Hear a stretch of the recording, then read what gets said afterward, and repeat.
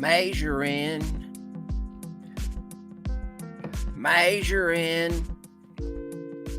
I'm just measuring.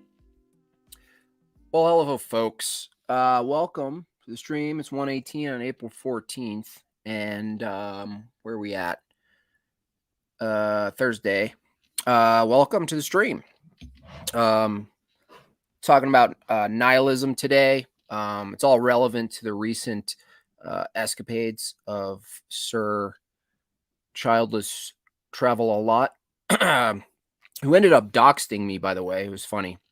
I guess he had saved discussions between me and him or something like that, comments or something from like 2 years ago. And then he made like 2 posts with my address, my mother-in-law's address, and then posted pictures of my mom, which, before I would get like, there's a hint of rage you get there. And I think it's designed to do that, obviously, because they need to get you back. I humiliated him. I made a song about him.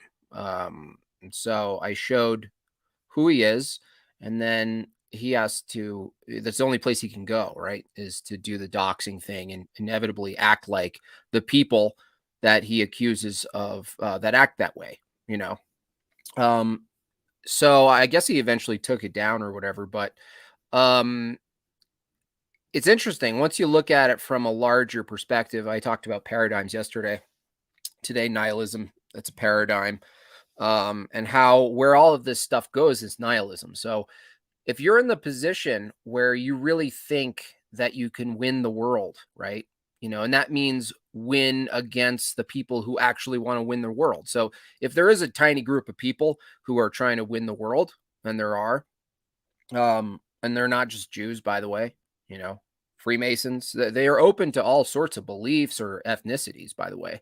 But if you think that your purpose here is to defeat them, then you're playing worldly games, and worldly games lead you to nihilism. It's not the kind of nihilism like the emo nihilism where you're like, oh, nothing matters, man, and you're like, have eyeshadow. A lot of people think nihilism like, oh, eyeshadow. It leads you to absurdity nihilism, like there's no real truth, like everything is subjective, and everything, all absolutes are not actually absolutes. There's just a temporal state, and that's all we have. And so because our life is limited to between 60 and 100 years, we have to ground everything and strain it all through this very short amount of time we have. And that's what leads people to nihilism, solipsism, materialism. And so all of these trad chads are all materialists. They work on their body a lot. Everything's about their representation, and nothing against people building their body and strengthening it. But it's all like a show. It's a show, and it's in preparation. It's like preppers. So, it's like cool to prep, but insane preppers, like to the point where they're fantasizing. The same thing with like gun people. They fantasize about using the guns. It's not that they have guns and they hope they never have to use them. It's that they get guns and they hope they have to use them and they can't wait to use them. You can hunker down. There's the, that form of it. There's the prep your body, when the Aryan takeover reemerges or whatever. And it's all fantasy. And that's all nihilism, because it's not ultimately grounded in anything absolute or transcendental. It's grounded in the material. And then your goals are strictly material. Your purpose is strictly material. And you never get anywhere because you die, and nothing is actually left that's eternal behind. It's just a trend. And so materialists end up living a life of trend, even if the trend is the entirety of their life. So it doesn't occur as a trend. They're in the war of their life. I'm going to spend my whole life fighting this material war, and I'm going to name them. Okay, name them. Okay. Name the Jews. Go ahead. I thought of a meme. I'll spoil it for you guys watching, but imagine and someone else mentioned a version of this in the comments. So whoever that was, like crediting you now, but it'd be like a father and a son bird watching. and they have the binoculars, and he's looking up, and the bird, and the son says, "Oh my gosh, Daddy, that hawk, you know, is killing the robin. Why is it behaving that way?" Or let's say it's more relevant. The hawk is stealing the eggs and eating the eggs, the robin eggs. Why is he behaving that way? And the dad, the trad Chad dad looks at his son and goes, "Well, I don't, son, if we just name the bird, we got to name the bird." The son's like, "How do we stop that hawk from behaving that way?" And the dad's like, "Name the bird." This is how dumb these people are. It's how dumb they are and how much they care. Like I looked at like some of the like a lot of these people just didn't have any accounts. I mentioned yesterday, it's probably a lot of robots, but then I went to one that was real, and I'm like, they're all very tiny people. And again, I'm only 5'10", right? But and I'm not like buff, right? I even have pretty slim, narrow shoulders. I wear jorts. I'm not the embodiment of pure testosterone masculinity. I already know that. But these people think that this is the representation of like modern tradism. I mean, those legs are so short that he might as well work out his arms and just walk on his arms instead. I mean, this is like a brag. This is like, yeah, like your fucking trad's gonna take over. I'm preparing to kick the Jews with my little drumstick and tiny feet. This is embarrassing. Again, it's not embarrassing to work your body and make it strong. It's just how silly it all looks. Like if you thought I wore silly jorts, I mean, this guy, and these guys like troll me like I'm somehow keeping them, from getting what they want. They're somehow like, DNA purity tested society that if you get any of these people on a podcast and you simply ask them, okay, how do you determine the pure, like who gets into your little culture or not? And the irony is that they just exactly want what the Jews want. There are times with, in places where Jews actually did do some DNA tests to make sure that they were valid or whatever. And it's like everything they say the other people are doing, which I'm not even doing. I don't have an in. Okay. I don't have an in because my mom's dad or distant grandpa was a Russian Jew or something. It's like what percent? It's like I even think about my daughters. They're clearly ching chongs, right? So I imagine them in the future, and they're online, and they're like, "Cool, I like this stuff" or whatever. And then leg man comes in with his frog legs and goes, "You name the Jew. I know you're Asian, but you're just hiding your Jew. You're hiding your Jew with your slanted eyes." It's like, do you really think there's anyone that who's arguing for some sort of purity, has pure blood? Maybe some of these guys do. I mean, maybe these are just deformities from inbred. It's like they're arguing for their own inbreeding. They're arguing for their own, inbreeding, and that's exactly what they accuse all of the Jews of doing. It's so ironic that they actually just want the exact thing, but then they accuse the person for doing the thing. The other thing is they have this assumption that blood determines just general behavior, right? It's the most dumbed down approach, and a lot of them end up being, atheists. They're some form of a pagan or some form of a maybe a Gnostic or something, and they have this is how contradictory it is. It's the same problem with like Sam Harris's free will. It, it's that, okay, your blood decides your behavior, but please stop your behavior. So you can't help it, but stop. It makes no sense. Pants down around the, yeah, exactly. And it's just so funny. I mean, this one I just came up with today, and it really just does embody what I've been experiencing maybe over the last year, and I just couldn't quite get it down to just an image with a couple of words. And this is nihilism. This is materialism. This is not that's not fighting evil, because it's basing evil in flesh and blood. And it's also not Christ-like. So like anyone who goes down that rabbit hole and that way of thinking, not only they're trying to base everything in material and some sort of outcome that they might have in their lifetime, right? The sad part is all these guys, the ones especially without children, spend all their time, attacking me and other people. They'll attack Owen, anyone, who has some remnants of blood of the evil one, of the hunchback, uh, banker people. They get off the internet and they don't have a child crawling on their lap, right? Like I picked up my daughters today from school, and the younger one, we're just laughing hysterically, like in the car about nothing. I think it was like about farting or something, something silly. And it's just like so pure, the laughter. It's transcendent. It's beyond trends. It's beyond politics. It's beyond blood. And these are the things that people need to experience in a way. Even if those of you don't have kids, you might be able to imagine it, at least, that these little experiences are nothing. They're not little. They're enormous. They give you so much context, and you realize that you can no longer participate in those same paradigms, without experiencing dissonance and pain, because they're false. And then when you accept the true paradigm, which is a God-based paradigm, not a culture-based paradigm. Culture is second. You may have an opportunity to serve God your entire life and never get the culture you want.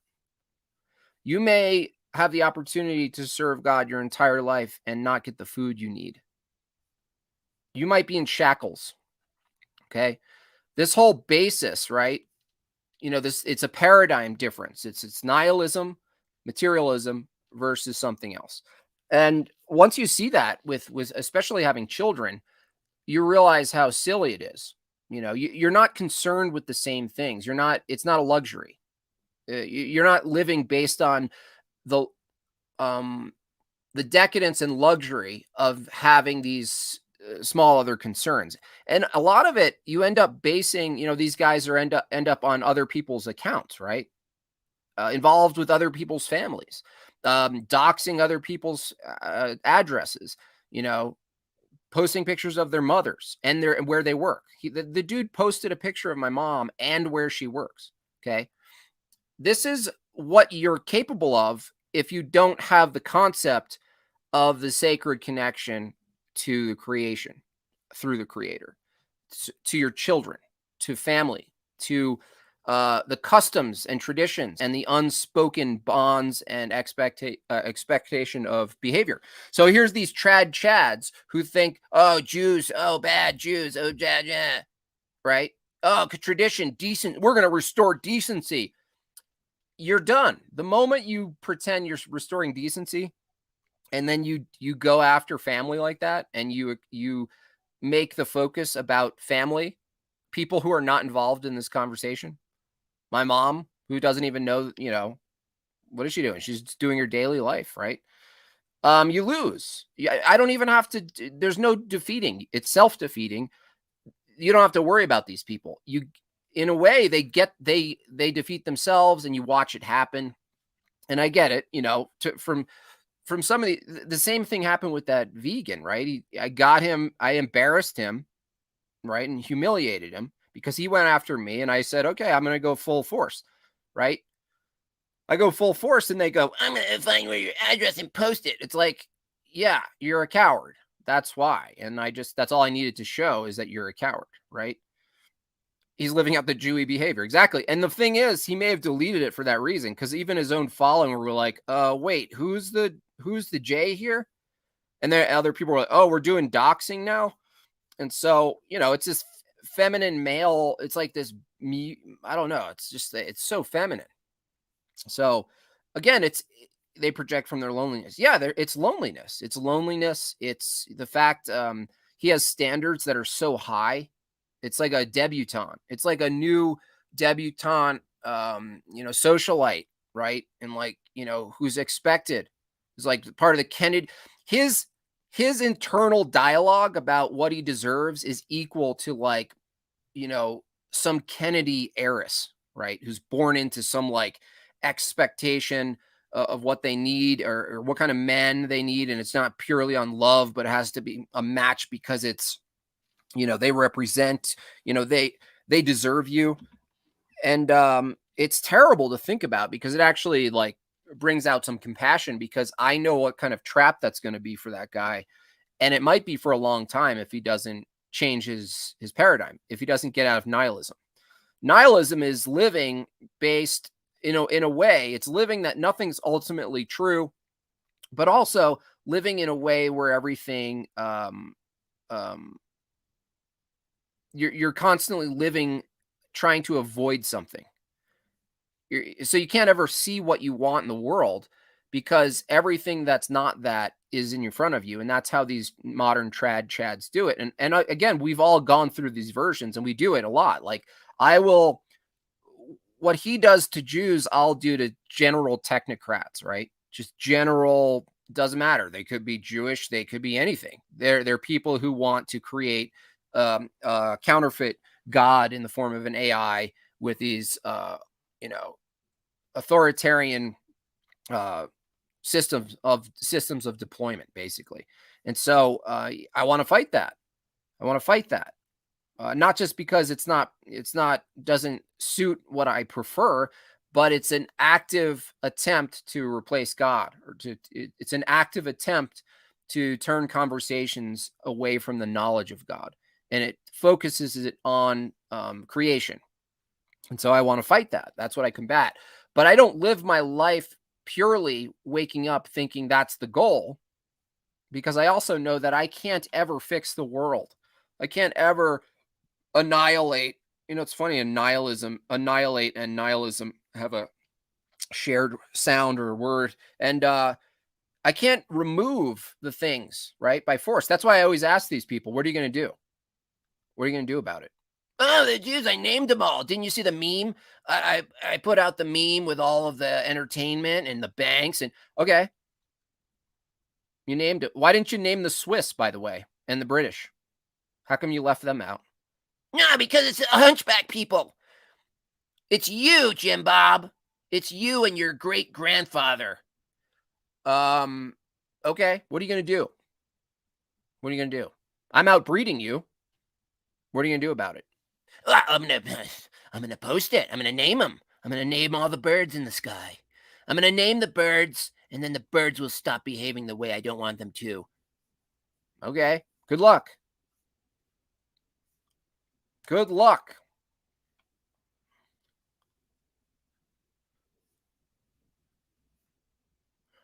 And I exposed and named him. Yeah. And most of you guys know, it's like, I don't like, he goes by blood. I reject that. I take a biblical approach. Jews originally were anyone from Abraham, which to my view, we all are. But specifically, we're not people of Israel that in ancient, right? In any other surrounding areas that weren't, right? But when you take that bloodline approach, I was born, raised Christian.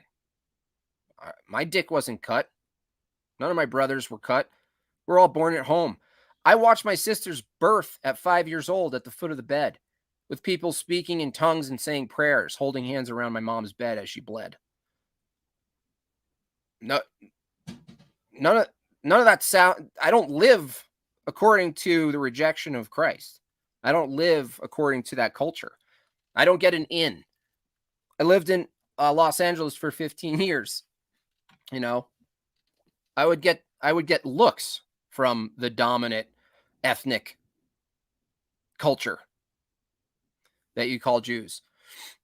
I would get look. Oh, you're not in on this. You're too. I don't know what it is about you, Jim Bob, but you're not it. You're not it. So it's like, okay, I'm going to name them and take a selfie. Yeah. But nihilism is a bigger issue, right? It's not because again, we all see it. The people who get the meme, right? that I've been doing know that I'm looking at a context, right? And you either have an empowering context or a disempowering context. You're either a victor or a victim, and these people are all victims. They think they're winning because they could name things and make charts about people, as if that stops them from pursuing their worldly desires. You're going to stop Jews from banking because you named them? No, if you name them, they celebrate and brag. They go, that's right. Look at the consolidation, right? What are you going to do about it? Nothing. You're not going to do anything. What are you going to put the addresses of them? You're going to find someone who works at a bank and then post where their grandma lives. Okay, yeah, fighting the trad war. It's all stupid. It's so stupid. The thing is, that's why a theological approach is specifically Christian is transcends all things, because there is no Jew or Gentile. There is no goy through faith in Christ, through living according to biblical Christian principles, scriptures, commandments. These things transcend. That's the whole point. It's the whole point of the entire story. So, that's what's ironic, is that all these people end up circling back to atheism and materialism. So you watch like, the bearded dude, and he's, he went from sympathetic to Christianity to now Christianity is full J-op. And now he's left nowhere. He's left trying to rekindle mythology from pre-Rome, right? You nail it perfectly. The idea I had since Discovery became orthodox, these guys are stuck in the JQ mindset. Yeah, and there's the thing is, there's some truth to it. The guy on yesterday was talking about how there is an argument for not supporting dominant, let's say, Israeli interest policy over our nation. The separation of a nation. And stuff, and against usury, against all of this like massive debt, this globalization of all things. There are arguments, right? There are arguments. There are Christian arguments against the behavior collectively, yes, of what we call Jews.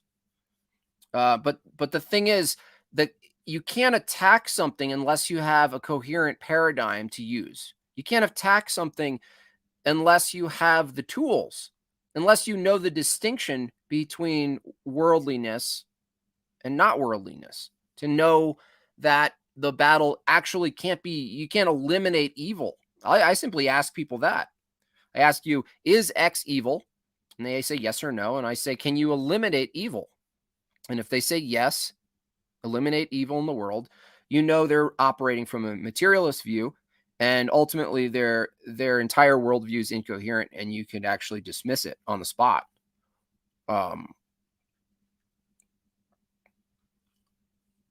Yeah, just like the other bogus dialectics. Yeah, left, right. Yeah, and a lot of us are getting through there. Jew and Gentile becomes another. Yeah, exactly. It's the same. Like you have to actually come to faith to be able to discern those two, like all of them. Like you have to see through, because if you don't have something outside of culture, think about it this way. You might be on the right side of culture and have the wrong metaphysics. You might be able to argue the right side of behaviors for human beings and have the wrong ethics, right? And so, but you can be fooled because someone might say something and be like, yeah, I like that. But if you suddenly follow that and it's a trend, and there's ultimately nothing that transcends the temporal quality of it, then you're going to get stuck in trends. And that's exactly what happened to modern conservatism. It was explicitly infiltrated by classical liberalism, by the interests of Israel, in my opinion. And then they sold some form of tolerance, which is ultimately just progressivism, just like just liberalism like 10 years ago. And that's what the trap of trying to base good in cultural standards, cultural trends, There are plenty of scriptures warning about appealing to the trends of the time as opposed to the word. And we see it, it's cyclical, and now we're in it again, you know. So snipped bros, yeah. And they're all mad. I even, I always ask the bearded guy that too. Oh, you're snipped? He's like, you Jew. And I'm like, I'm not snipped. I don't go to no synagogue. I don't reject Christ. What you talking about? Oh, I have pure blood. Look at my tiny arms. Can't you tell that I've kept everything in the family? It's like I can barely wave. Um, so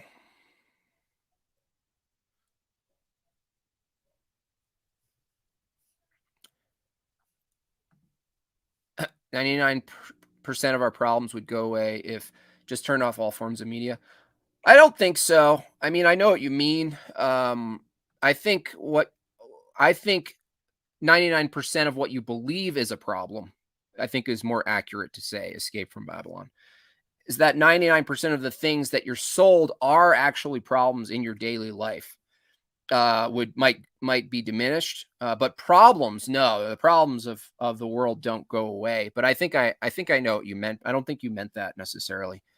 But yeah, the media does shape it. They shape narratives, and they actually sell a version of faith in man that's pretty rampant. You know, mm. Jim Bob, I'm snipped. I'm confessing. Yeah, you had no choice, and your parents were probably just again going with the trends. That's what's interesting is that the going with the trends, whether you're going with Judaism or just general, Kabbalism or any of the iterations, right? Or anything else, going with like just general relative, anything like that, or some of the Buddhist walks of life. You'll a lot of it, your parents will just go with the trend. Like they'll sell a ritual, right? And we know this to be true now, right? That you'll sell a medical procedure as a ritual, or a ritual as a medical procedure. So a lot of medical procedures are actually ritualistic, and they just sell it through that mindset. Like you could see how tied they are together. Sort of like self care. It starts from that general self care of the body. The body's the temple, and then they extrapolate and go, "You need to preserve and not get sick." And I go, "What? I didn't. I don't prefer the experience of getting sick, but I would never say my body shouldn't experience the symptoms of being sick. No way. I would never say that, but they try to say that, and then they say take the blood of Fauci, right? Take the blood of Fauci. Take the jab. Bow your heads. Kiss the hand of the white lab coat priests, and it's all like ritualistic, right? Even abortions, right? There's this other element that's beyond a procedure, whether you really convince yourself that's just a procedure or not. And I think these things exist, and then people follow them because they're cultural trends. There's a group think they think it's safer. Like my kid was just born, and I could not imagine, you know, held him for the first time, check everything, make sure everything's there and stuff. And it blows me away that anyone would have the impulse to cut part of his dick off. And again, it's no offense to anyone in the chat where it wasn't your decision and whatnot. I get it. I'm not shaming the appendage. I'm saying it blows my mind that that would occur as something that's necessary. Um, it just blows my mind. I could not. I was like, what? The jab is apparently venom. I heard something like that. Like something was small amounts of this. I mean, I don't know. I don't know, man. Oh, this is a funny. Look at this troll. Make America Christian again. This is what they do. I don't believe this person is actually a Christian, obviously.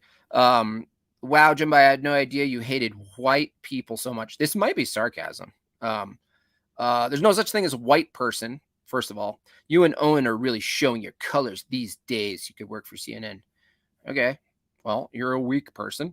So, if white was a thing and you represented white, I wouldn't want a white America. Put it that way.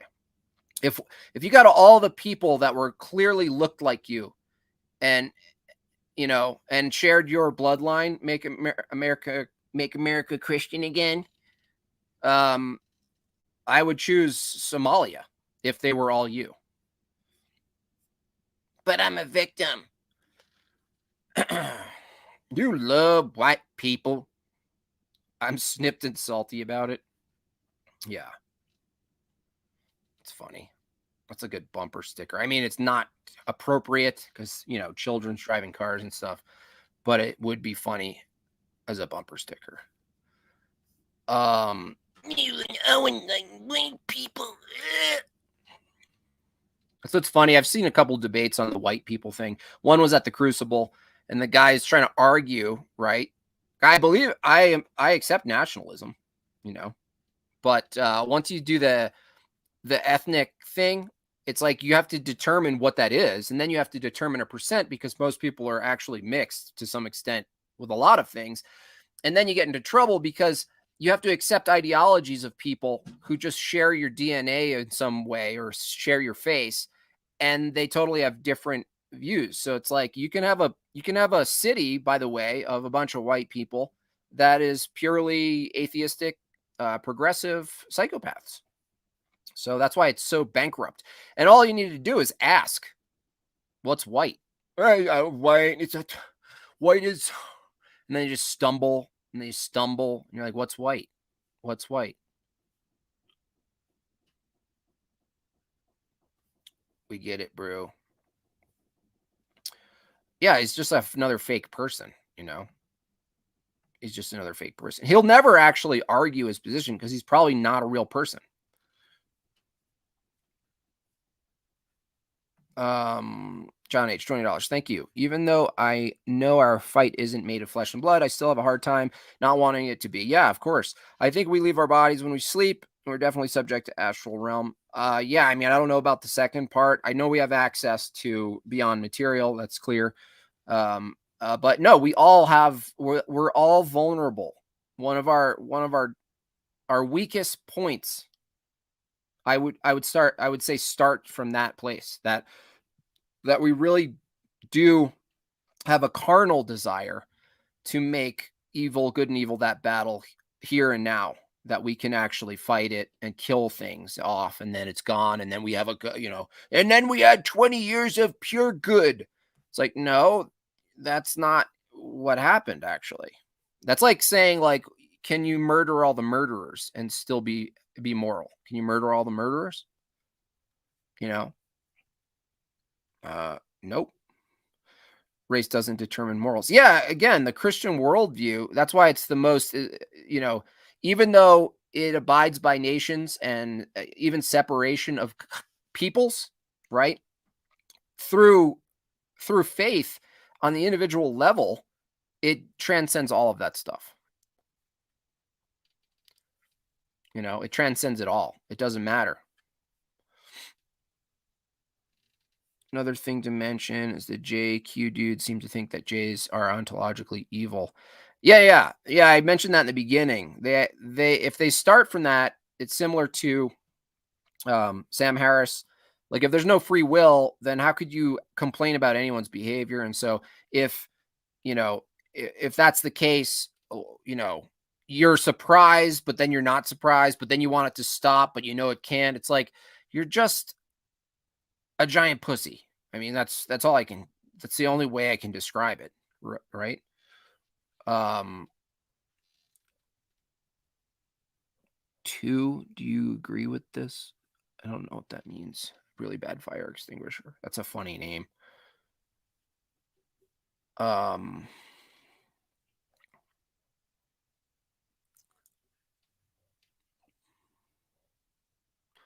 there's a fine line between nihilism and optimu. Optimu. Um,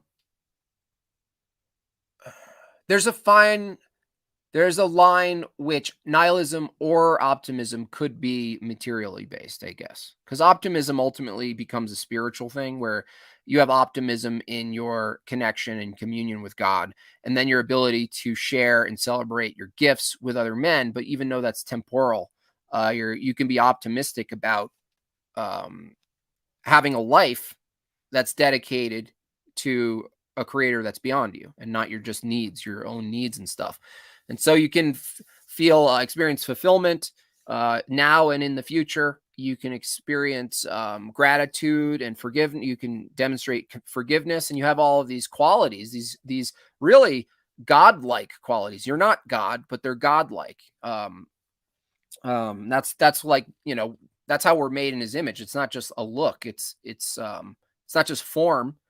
It's those qualities, those transcendental things that we all appeal to, even the atheists, even the dumb, trad chad people. They are making moral arguments, right, about culture, about what it should be like, right? They just can't ground any of it. All you have to do is pull out a contradiction in some place where they can't answer a question. I mean, that's what happened when the green guy, forgot his name, Green. I've actually watched some of his videos on Israel. I even shared them. I'm like, oh, this guy knows a lot of information about this stuff. But ultimately, he's a pagan. And so, when he gets on and his fight is about, reducing Jewish power or whatever, um, that's a worldly endeavor. There's nothing transcendental about it at all. Yet the entire starting point of the assumption, we ought to do that, is transcendental. So the outcome isn't, but he doesn't justify why we ought to do anything. And once you get asked that question, and he did on that Crucible stream, by the guy named Zen Shapiro, um, he basically Adam Green, yeah, he basically ended the conversation because Adam Green couldn't account for any of the metaphysics, any of the ethics, any epistemology. He said his brain. The dude was asked, "How do you know anything's true?" He said he decides with his brain. He decides the truth. Think about that starting point for all things. That truth is a decision that you make. I mean, this is Oprah level shit. It's like Adam Green basically has Oprah's worldview. Um,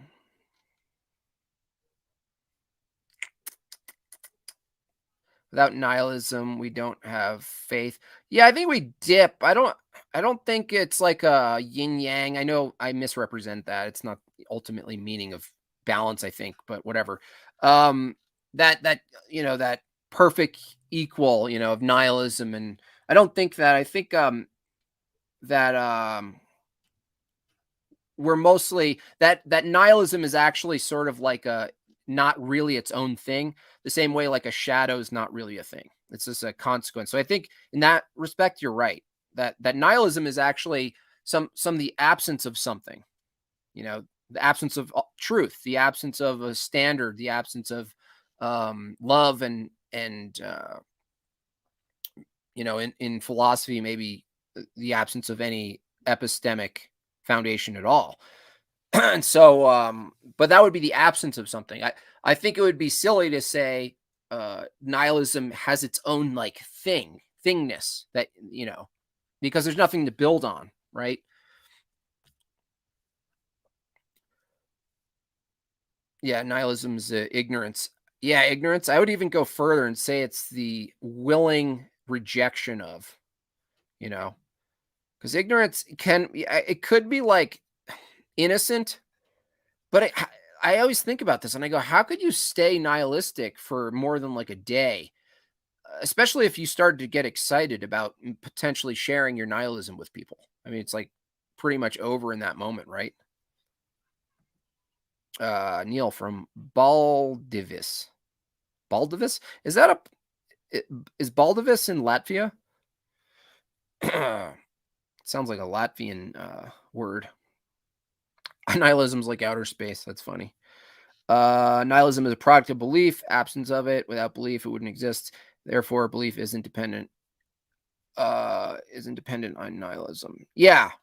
I would say nihilism, you still have to believe something to be true, especially that's why it's so silly. It's like saying truth is not absolute, you know. It's all these self-refuting claims that people get away with a lot of times, in their life online. What do I think of Nick Fuentes? I don't think of him. The little amount that I've seen of him, it occurs to me almost like if you took Carson Daly and it was like, you're Carson Daly for paleoconservatism. Otherwise, I don't think it would be fair to go full on critique of him because I haven't watched enough of him. But my first glance, and this isn't doesn't make it true, that it's very talk showy, hosty, gimmicky thing. Like I don't see any vulnerability. I see like a show, and it might be a good show. I'm not against people doing a show, but I just want to know if it's a show or not, if they're doing a show. So I don't know if it's a show. So if someone asked me to write a review for Nick Fuentes, I'd write, I like shows. I just want to know if it's a show. I just don't know if it's a show. Jim Bob by the cartoonist ship poster Jim Bob. The Joys of Nihilism is a hilarious book name. That's really good. That's funny.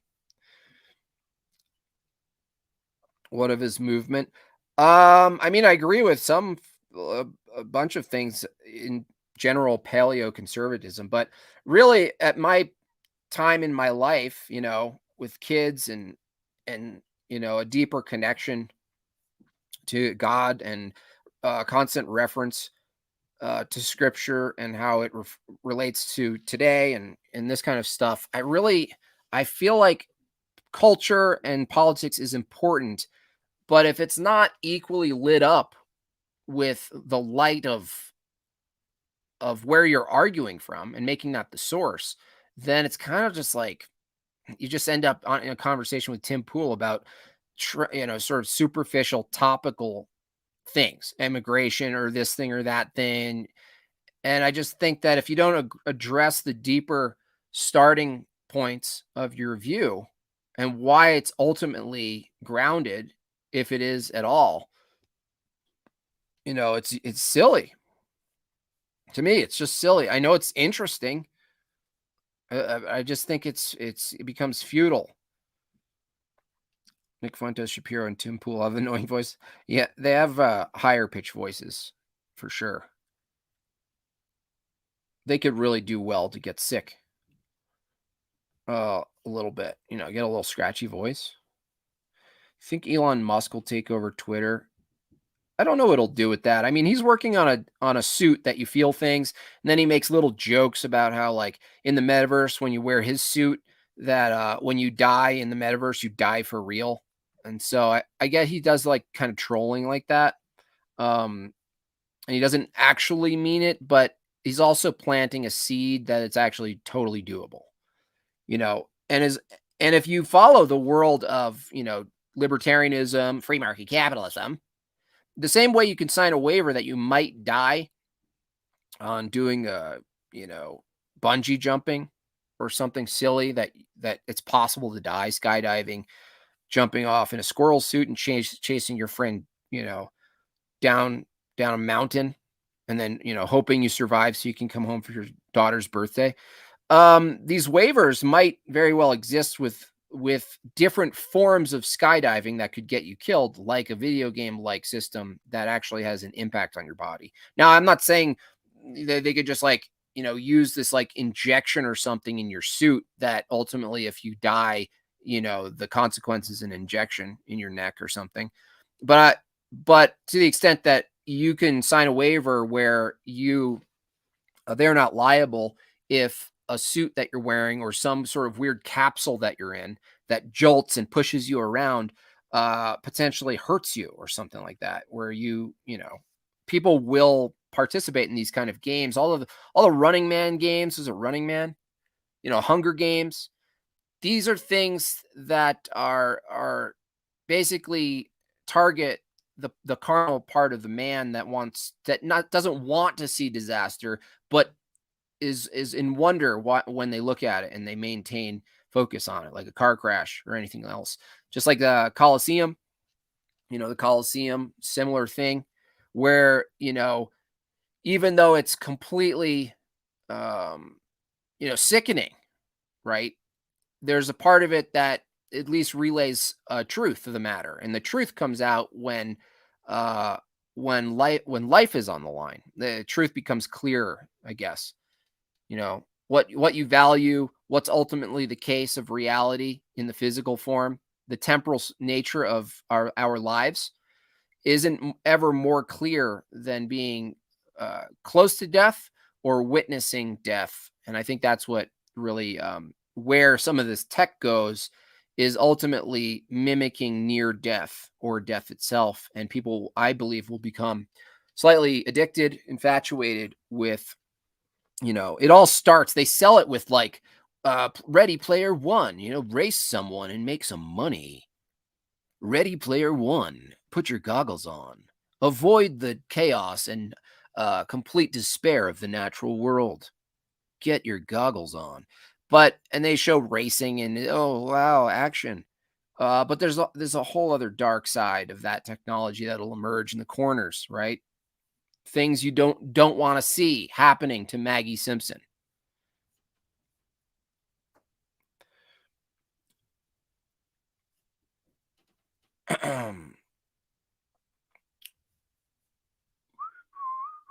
Cody Hall, I listen to Fuentes. I suck. Jim Momstick. Okay.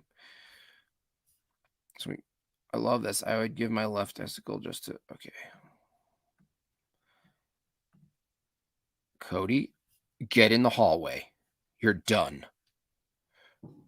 Every time I think about Tim Pool, I get a strong urge to jump on him. That's funny. He's just like, one of those little mushrooms in Super Mario. It's like, I just want to, I'm in a podcast and we're talking about censorship, and I have this urge. It's almost unresistible, irresistible. I mean, to just jump off across the table and jump on him, with the hopes of growing up, doing a power up. Bloop, bloop, bloop. You knew.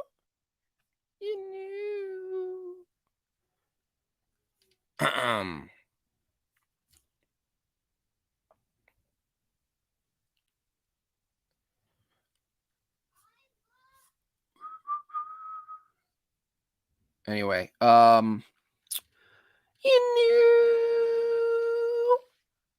It's like you knew.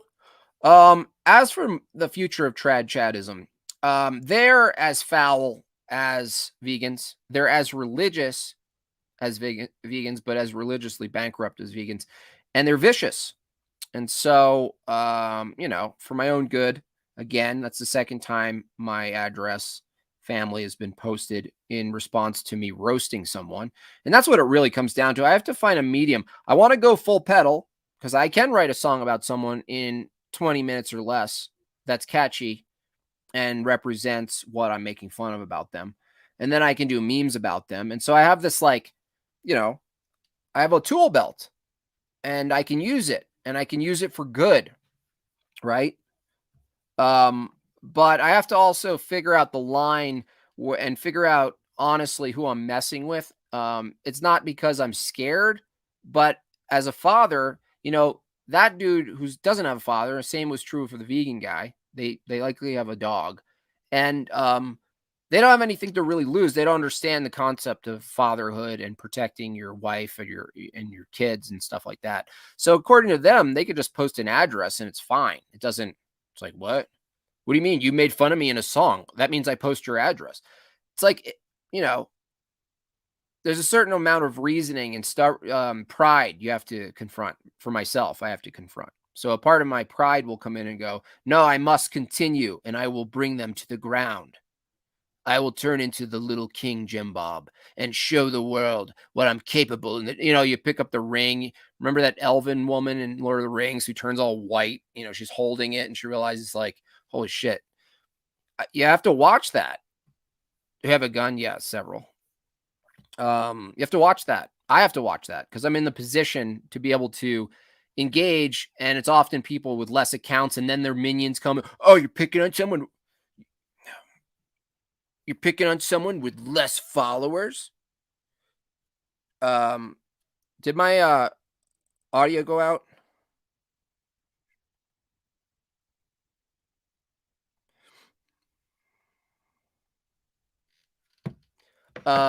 Is my audio still here?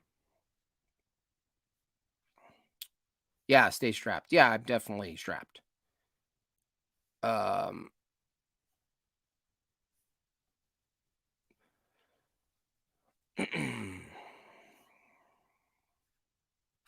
sorry, last time people called, the audio went out. Okay, cool. Um, in here we have a saying, "Don't throw stones at a madman." Yeah, yeah, because I can perform as the madman, but I'm not actually insane, right? I'll take it to the limit. I mean, that's what I do with just I try to take it to the edge where is some line? I want there to be a line. I don't want to say there's no line. So I want there to be a line.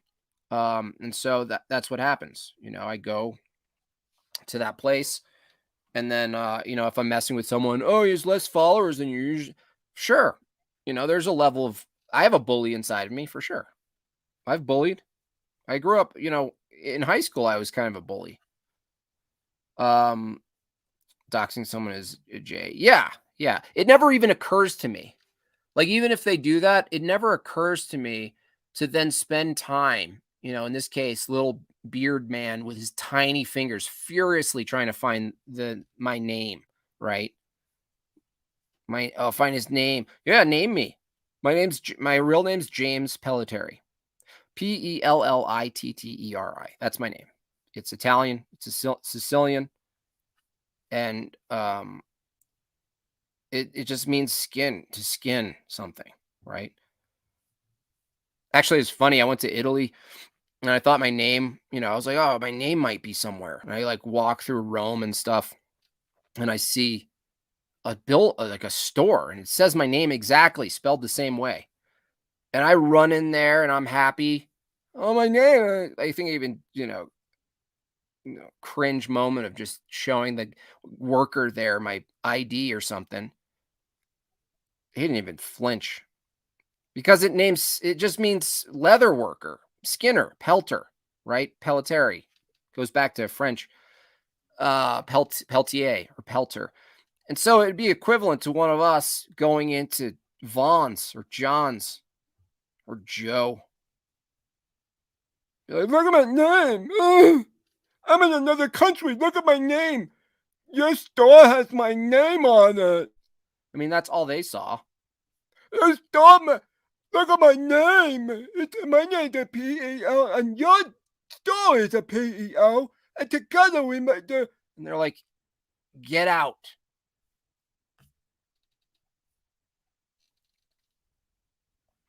People without families don't appreciate families. Basic. Yeah, yeah, yeah. Yeah. Poop, skin, beard. That's funny. Um, beard of color. Beard of color docs you. Yeah, beard of color docs me. Actually, it was less me. It was me. Addresses, but also my mom. Like where my mom works. I'm like, my mom. Like weird.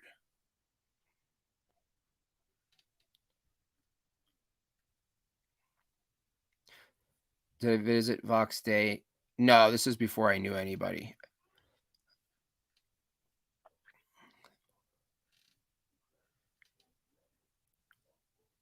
Do I own a firearm? Yeah, several. Just never be basic unless you seem to have no other choice is my motto. Basic can be helpful. Basic can be, there's a usefulness and humility of fitting in and knowing we are actually, in fact, sheep-like. Fuentes is actually based. He might be base, but when people say base, you just ask what, you know? And if it's like knowledge of culture, knowledge of history itself, it's like, okay, but is it enough?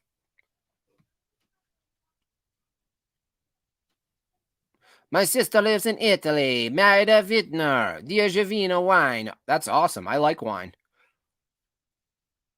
I almost can't even drink a beer. I'll drink a beer if it's with someone, but I think it's after 40 where you're like, wait, why are why is the beer expanding my stomach and like this doesn't make sense at all.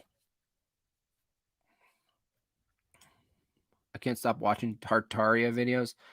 I see some of them, but it's really hard to tell in this day and age what kind of source, how it's being relayed, how do you verify some of the things? It kind of puts me into a really good imagination, state, which is kind of fun. But sometimes I just get like, well, yeah, but now they have these clips of things, and I have to now have faith that the clip they're showing isn't a clip from something else, you know, and that's why things might be interesting, but this whole pursuit of material knowledge and history is it's starting to get to me. Actually, it's starting to lead to a form of nihilism. Actually, patristic faith is a channel. Let me see if I'll go find the video I watched. But they did a really good job um, um, going over nihilism. That's why I named it this because um, this video here. Um, Let me share it. This video here, nihilism, relativism, conspiracy candy, and these are guys who've gone. I mean, Jay has done conspiracy stuff for more years than any of us, right? Just back, forever.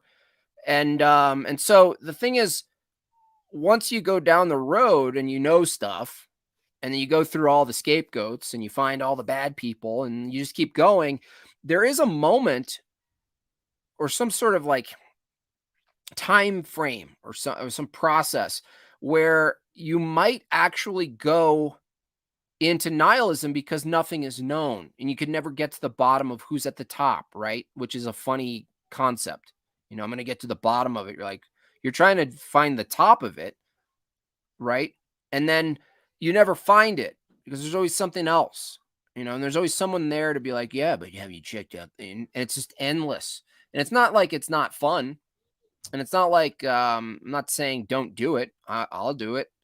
But they did a good conversation somewhere around half or three quarters, I believe, where they go over it. And I think it was Jay who talked specifically to it, how um, all of this endless pursuit of worldly knowledge, basically, I'm paraphrasing, um, could lead you into not knowing anything to be true and then arguing that nothing's true.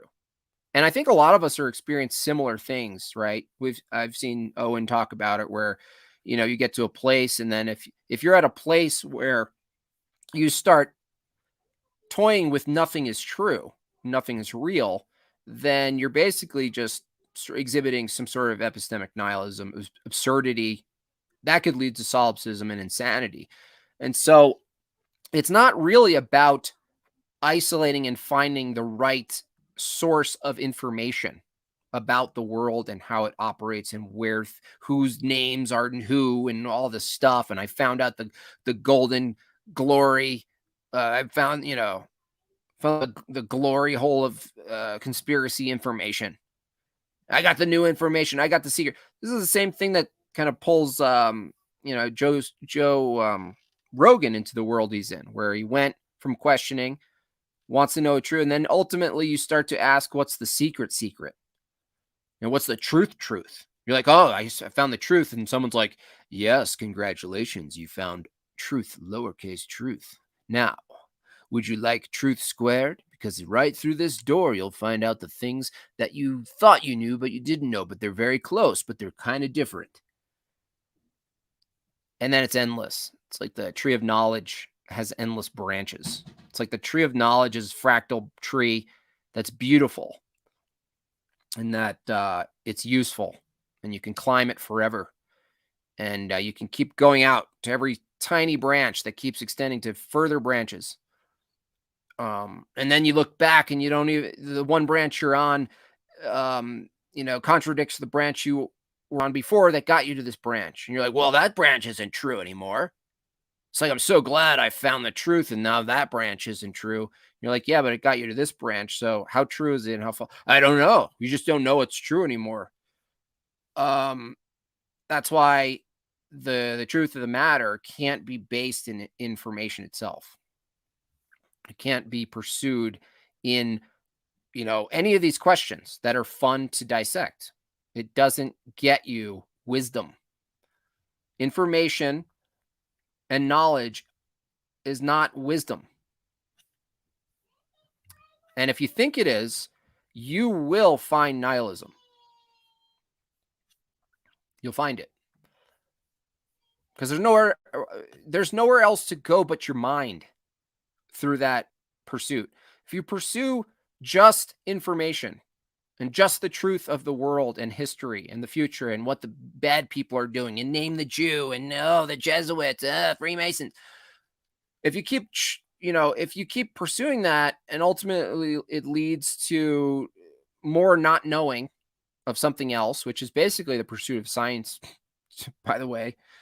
Every cause that you thought was a law that's no longer a law because you figured out the cause, then you have to ask the cause of that and so forth, and just endless. It's like it's perfect that the material world, not just knowledge, but how the world actually operates on the physics level is endless. It's regressive. It's like you're constantly going to be asking another question about the system itself. It's a trap. You don't know God because you know physics. You know of God. You can know of God because of physics. You can look at the stars, what we call stars, and know of God. But you can't know God through knowledge of the material realm. You just know of um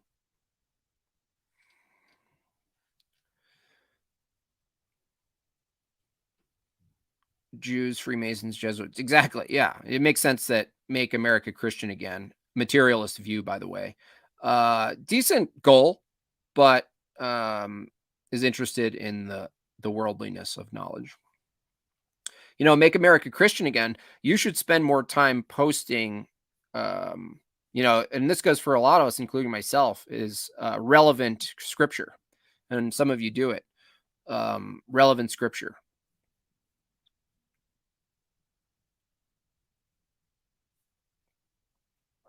So, take this down. Speaking of, let's just change. I'm going to go to figure it out. Let me see. There was a guy I was talking about who was talking. Oh, here we go. Go through some of this. How do I open this thing? Oh, let me go to this. This is the Science by Doctrine Science or whatever, the stream I did.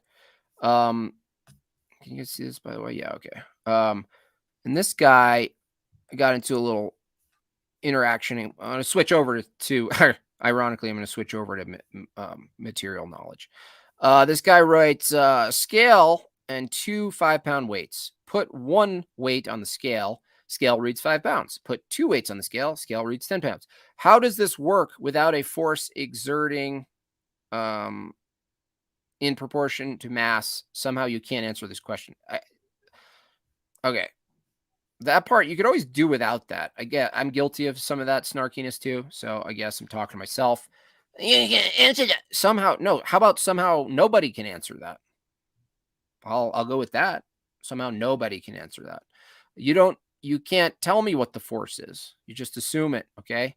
Um and so I got into it and he keeps going with this stuff, right? He keeps every time you get in with these people, they always uh invoke and reify some force that's doing something. So, you know, it's never ending. And so they kind of went back and forth and made fun of stuff. And I wrote, you haven't answered it, All have you done is assume imaginary force acting on mass. And I wrote, a scale doesn't tell us what causes the downward acceleration that's pressing against the scale.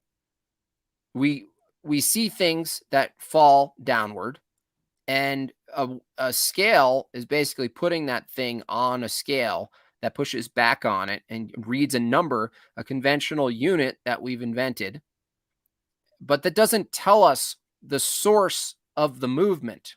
It tells us some other aspect of the movement. In other words, F equals ma. A is already happening when we read a scale. A has already happened. It doesn't tell us what is causing A. It just tells us, okay, we have A. We can observe it and measure A with a given object. And then we can determine through F equals ma. And we call that force. And then we could read it. But it doesn't tell us what's actually initiating said acceleration. In fact, according to the current model, we couldn't even possibly say it's actually accelerating. Actually, I mean, people don't realize this whole space-time concept, and there's no that all things are moving and everything's relative, and there's no static point to determine any acceleration. It's all relative. So there's only relative stillness, motionless, and according to them, there's only relative speed. So in their world, objects could be not moving at all downward when we drop them. I mean, there's a way to write the math and organize the parts of existence so that these things aren't actually occurring. So what did I write? Scale doesn't tell us. And then, before worrying about the math, let's discuss, make sure we're on the same page. Blah, blah, blah. And he asked me what I think it is. And I said, thinking gravity is a force, which it isn't actually. That's not what physicists and the modern scientismos say it is. They say it's bending of space-time. And there's a predictable effect we can look at, some phenomena that we look at. And they say we can treat the phenomenon as a force. They don't say it is. They say we can treat it as that, which is tricky, by the way. They shouldn't say that because we're talking about physics. And I wrote, the fact of the matter is we just have an observable effect. And then he writes, he can't help it. So if someone drops an object and it falls on the ground, including a helium balloon in a vacuum, there's no cause there. It's an effect without a cause. No, we just don't know the cause. It might be a cause. Again, if we knew, people have to understand this. There's a difference between, this person doesn't understand the difference between a law and a theory. If we knew the cause, we could remove the cause.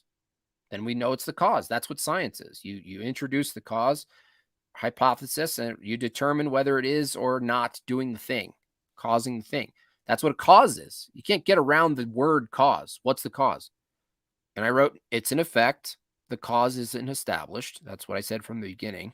All that's established in dropping, in putting a balloon, helium balloon, in a container and then turning it into a vacuum. The only thing established is that air mass has an impact on the effect of a helium balloon. So when air mass is present, it has an effect of the behavior, and when it's not, it has an effect. It doesn't establish what's what the thing's doing, though. It doesn't establish that. It got me thinking about gas itself, because if you think about helium in the way we look at it, we go, oh, it's less dense, air's dense, there's displacement, it's like floating or sinking, and you could start to visualize that, if there's no actual space between things, there's all sorts of things going on in matter, and things that could impact objects, right, that are invisible. But if they're real, they could be invisible, but you could manipulate them, even if they're invisible. And so I was thinking about this, and I was thinking about the concept of the study of gaseous behavior. And we all think, well, yeah, gases just expand, right? The behavior of gas, the nature of gas, the law of thermodynamics, we observe a law. We don't know the cause, but we just see a law-like behavior with gases. But then I started thinking, is if the gas, the observable said behavior of the gas is never independent of some other mass in play, right? Something else occurring next to it or against it or whatever it be, then could we call the movement of gas, the expansion of gas, a behavior of the gas? No, I get it's like it's a way of of summarizing it and explaining it, like not explaining it, describing it. But if it's not truly the gas doing something, but it's actually the result of denser air pushing something lighter up, then it's not really the gas doing anything. So is it so I want to know if it's actually true that gases do seek equilibrium, even though we can say that's what we're describing as some behavior. But really when you get down to the actual particular thing that's occurring, is it accurate to say gases are behaving, or are gases in movement in response to something else? Are they being pushed? And I think it's the latter. It's just interesting how the way we talk about stuff isn't literal, just in general. It's not literal. We're like, oh, gases go over there. And you're like, but are the gases actually going? Are they like, I'm a gas, I'm going to go? Whoa, whoa, wow, that's crazy. Why do they do that? But if they're at the effect of something else, and that something else is, established, like just, then gases wouldn't actually really move on their own. They'd always be at the effect of something else moving them. And then you go back to heat, right? You think about heat. You think about how, actually, I'm going to share my invite at this point because you think about heat, and we go, also consistent with the laws of thermodynamics that pressure goes from high to low, and heat goes from high to low, and heat escapes, and it never goes from cold to hot because there is no such thing as cold. There's only the absence of heat. That all makes sense. But then I look at things like, the mantis shrimp, right? And I look at sonoluminescence, and I go, what if a mantis shrimp in pretty near freezing cold, right? High pressure down to the bottom of the sea can throw a punch in that pressure and then create sonoluminescence collapsing, right? And create light and heat. I don't believe temperatures, I guess locally we can be pretty accurate, but I'm always questionable when they come out with these numbers because that's how they hypnotize you. But anyway, let's just grant them the temperature is like some insane amount, like thousands of degrees, that a mantis shrimp in a split second can generate heat and light. And so you're looking at the transfer of energy, and sonoluminescence more directly would be frequency, at the same frequency repeating and then creating this capsule that collapses on itself in perpetuity, creating heat and light at the same time. And you go, well, if all things go from hot to cold, how could we generate heat from cold, from movement, and movement itself is not hot? It's like, is it just pure friction? But then again, if we can generate friction, that means, you know what I mean? Like, is friction cold? Is just the buildup of pressure and temperature? Like, like when someone makes a fire, right? It's like things don't ever go from warm to or cold to hot, but you can generate heat and in some sort of transference of energy, but yet the transfer of energy is increasing the heat in the process. And so it's almost like we're capable of manufacturing heat, even though following the law, which it's still law-like to be able to use friction to create heat. But it seems like all we're really talking about in any given instance is some transfer of energy, some state of transference. That's all it's happening. There's no to me, it seems almost like myopic to even look at heat from the perspective of hot to cold only, but only, but it's true in a certain framework. But it seems to be like it's not, these things are not entirely separated ever. Like if sound can create heat and light inside water and extreme heat and perpetual light, then you're like, what's light? You know? And then everything you think about light, if it comes from a different source, and everything you think about heat can come from a different process. We're only really talking about once it's there, what does it do? Oh, heat. There's heat. There's a light. Where does it go? There's heat. If you leave it alone, the heat goes away, disperses. Oh, look at this gas. Let it loose. It goes away. It seeks equilibrium. But if it's true that there's just only stages and transfers, we're in our attempt to describe a system that's ultimately pretty connected, that doesn't just exist in a vacuum, then all we're doing is describing parts of a story. Like there's a whole book that is how the physical world operates constantly. And then we take sections of it and study it and we go, this is this and this. But we also frame it in a way that we've bracketed it like that it's not somehow connected to a bunch of previous causes that are almost nearly impossible to find the source point, because there's no source point. There's just, it seems like it's just perpetual. What creates sound? Yeah, a lot of these things are finding connections. It's just interesting. All right, hello. Good afternoon. How are you? Good, how are you? I'm fine. You seem to have a lot of questions. I have a lot of questions. What do they seem to be generally about? I don't know. You tell me. Well, I don't know what your questions are. Well, how could You do.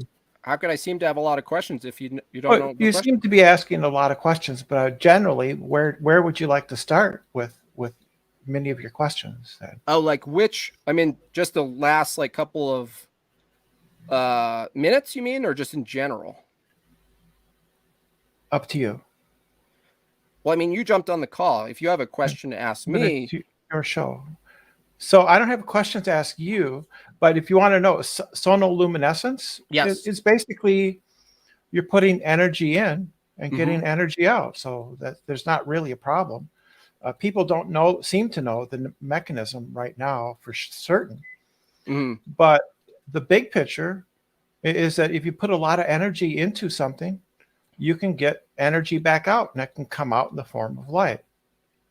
Yeah, Yeah, I so it's agree. not a big mystery. Oh, I didn't say it was. I Oh, know it. okay. Yeah, sonoluminescence. It's cool. It's just that what I'm talking about is it's interesting that you can do that and then suddenly generate light, which is just another form of energy. But it's just interesting how these things are transferable in different methods and in different mediums that they can show up. And what I'm pointing to is this it's almost like a loop. I mean, that's the only way I can call it, is that you can find and express and transfer energy in different ways through different mediums, and there's not really one place it starts or ends, if that makes sense. Well, yeah, that's just chemistry. That's how chemistry works.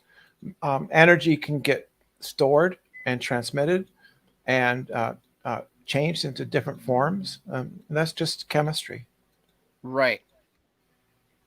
Well, good. I'm glad we cleared that up.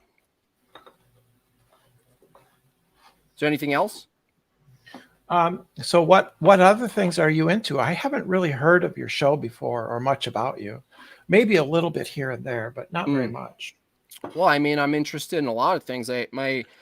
My range of discourse is political, cultural, some theology, technology, obviously some physics and chemistry and all sorts of topics, and how it all interlinks in different ways. Oh, okay. So I don't know where you want to start off though. I mean, because it's your show, it's sort of up to you. That's a weird way to approach it. I'm just talking. It's I usually weird. have, yeah, I usually have people on who have a question or they want to talk about something. You're acting like I'm on your show. No. It's your show. You run the discourse. Yeah, So, I don't know who you are. You're just a faceless Planck's constant coin or something. Who I don't even oh, know who you okay. are. Are you a flat earther? No, I don't. I don't claim the Earth is flat. No, You don't claim the you're Earth is flat. no.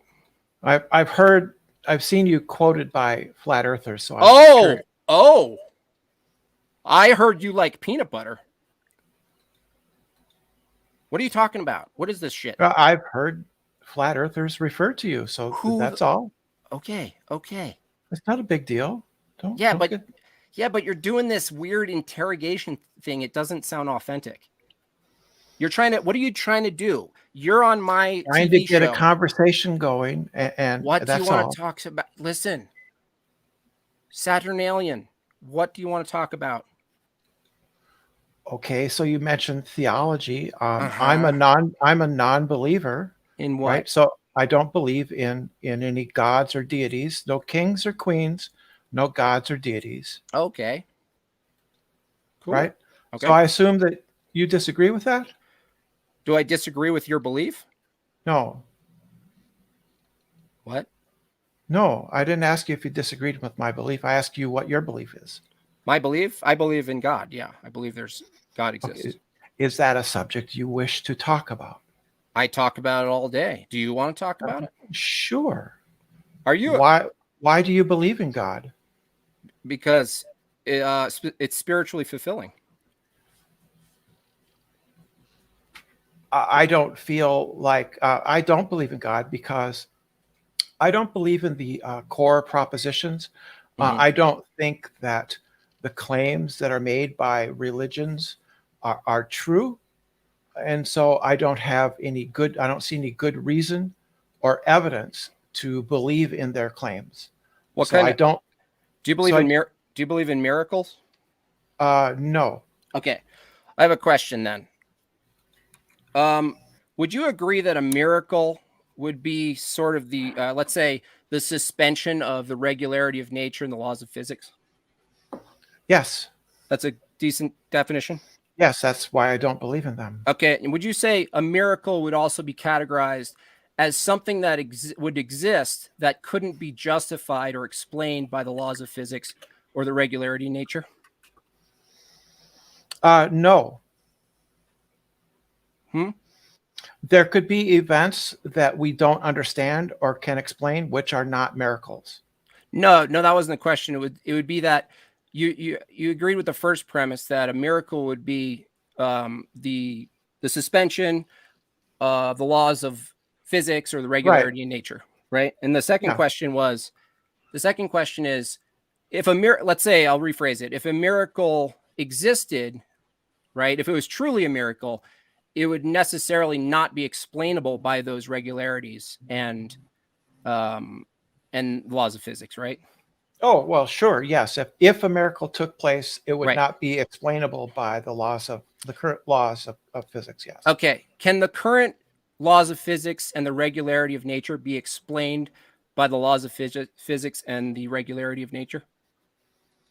Um, that's not how science works. I didn't ask how science works. Yeah. Science doesn't justify science. I didn't ask how science works. I asked you a Yeah. direct Yeah, question. you did. You No, asked I didn't. yes, you asked how science works. I did not ask how science works. You did. What did I ask?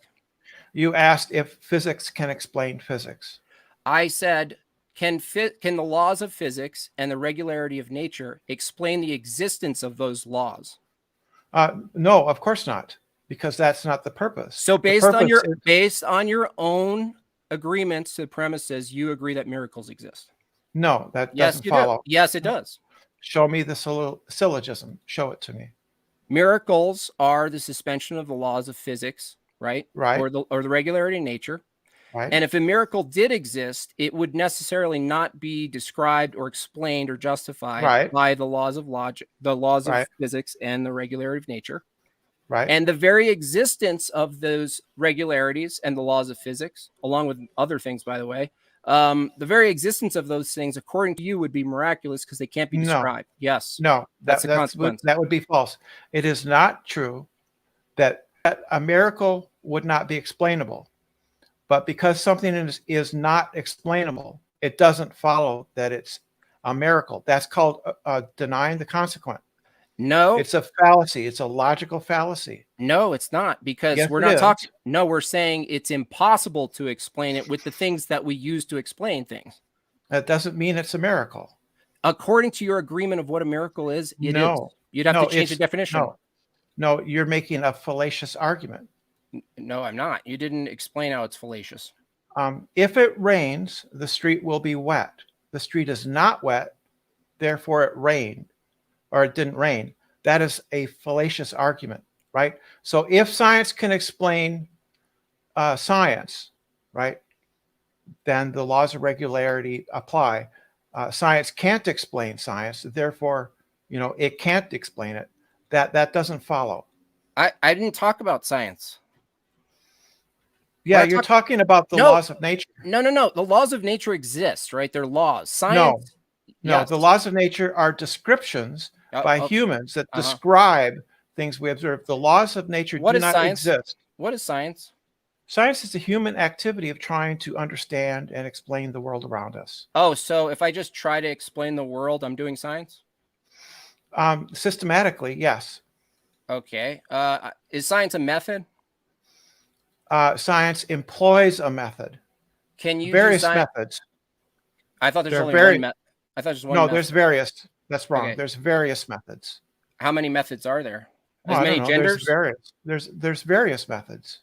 So how many? You're saying there's I various. don't know. So you I don't don't know? know. Is there a million? I don't know. Is there 100? Don't know. So what are you saying? There's various if you don't know if there's various. What are you talking There's about? just more. There isn't one single method. How do you know that? Because there are different sciences that employ different methods. Which ones? Like, say, physics and, say, sociology. They employ different methods to investigate the world.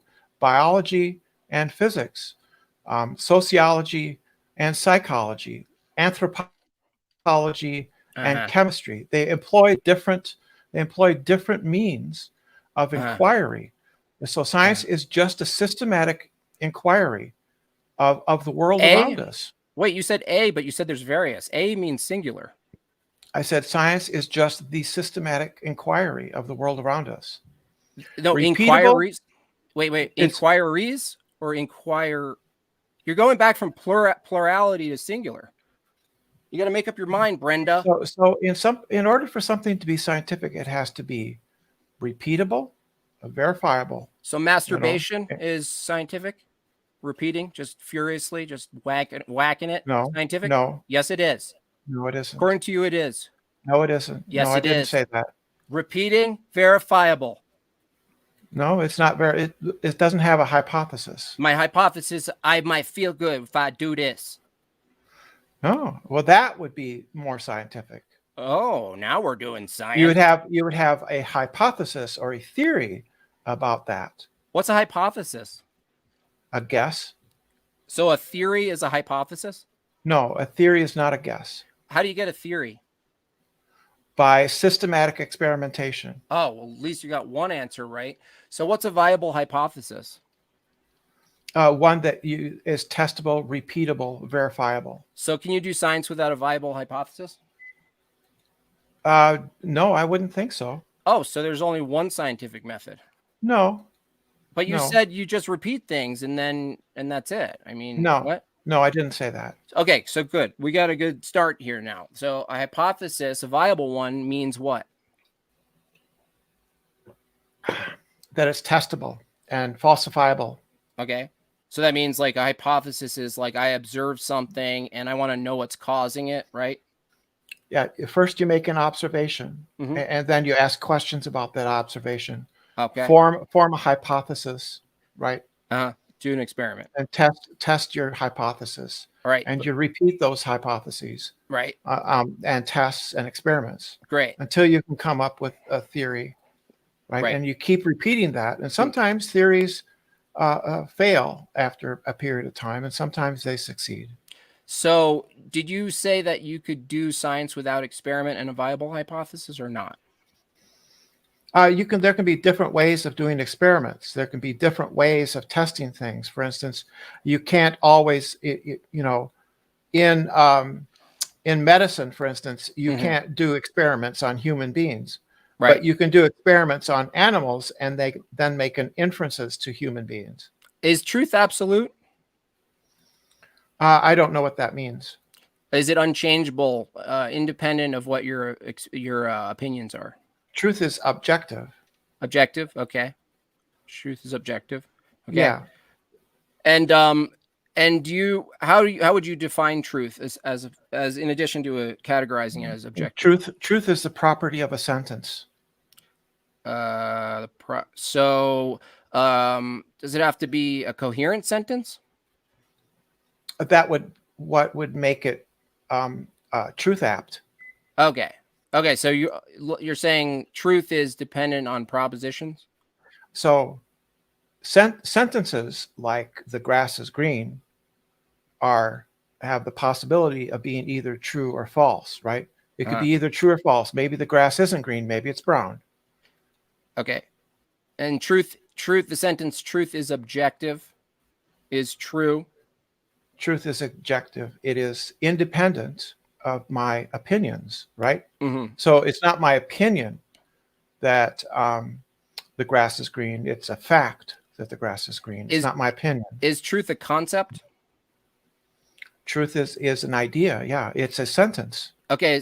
Can It's a can did humans invent truth, or did we discover it? Oh, that's a big question. I think that truth is simply um, a sentence that has the property of being either true or false that describes, the way the world is in a certain Well, sense. I reject that because something. Okay. Do you agree that something must be true before we can construct coherent sentences? No, What? Laws of logic doesn't require the laws of logic be intact.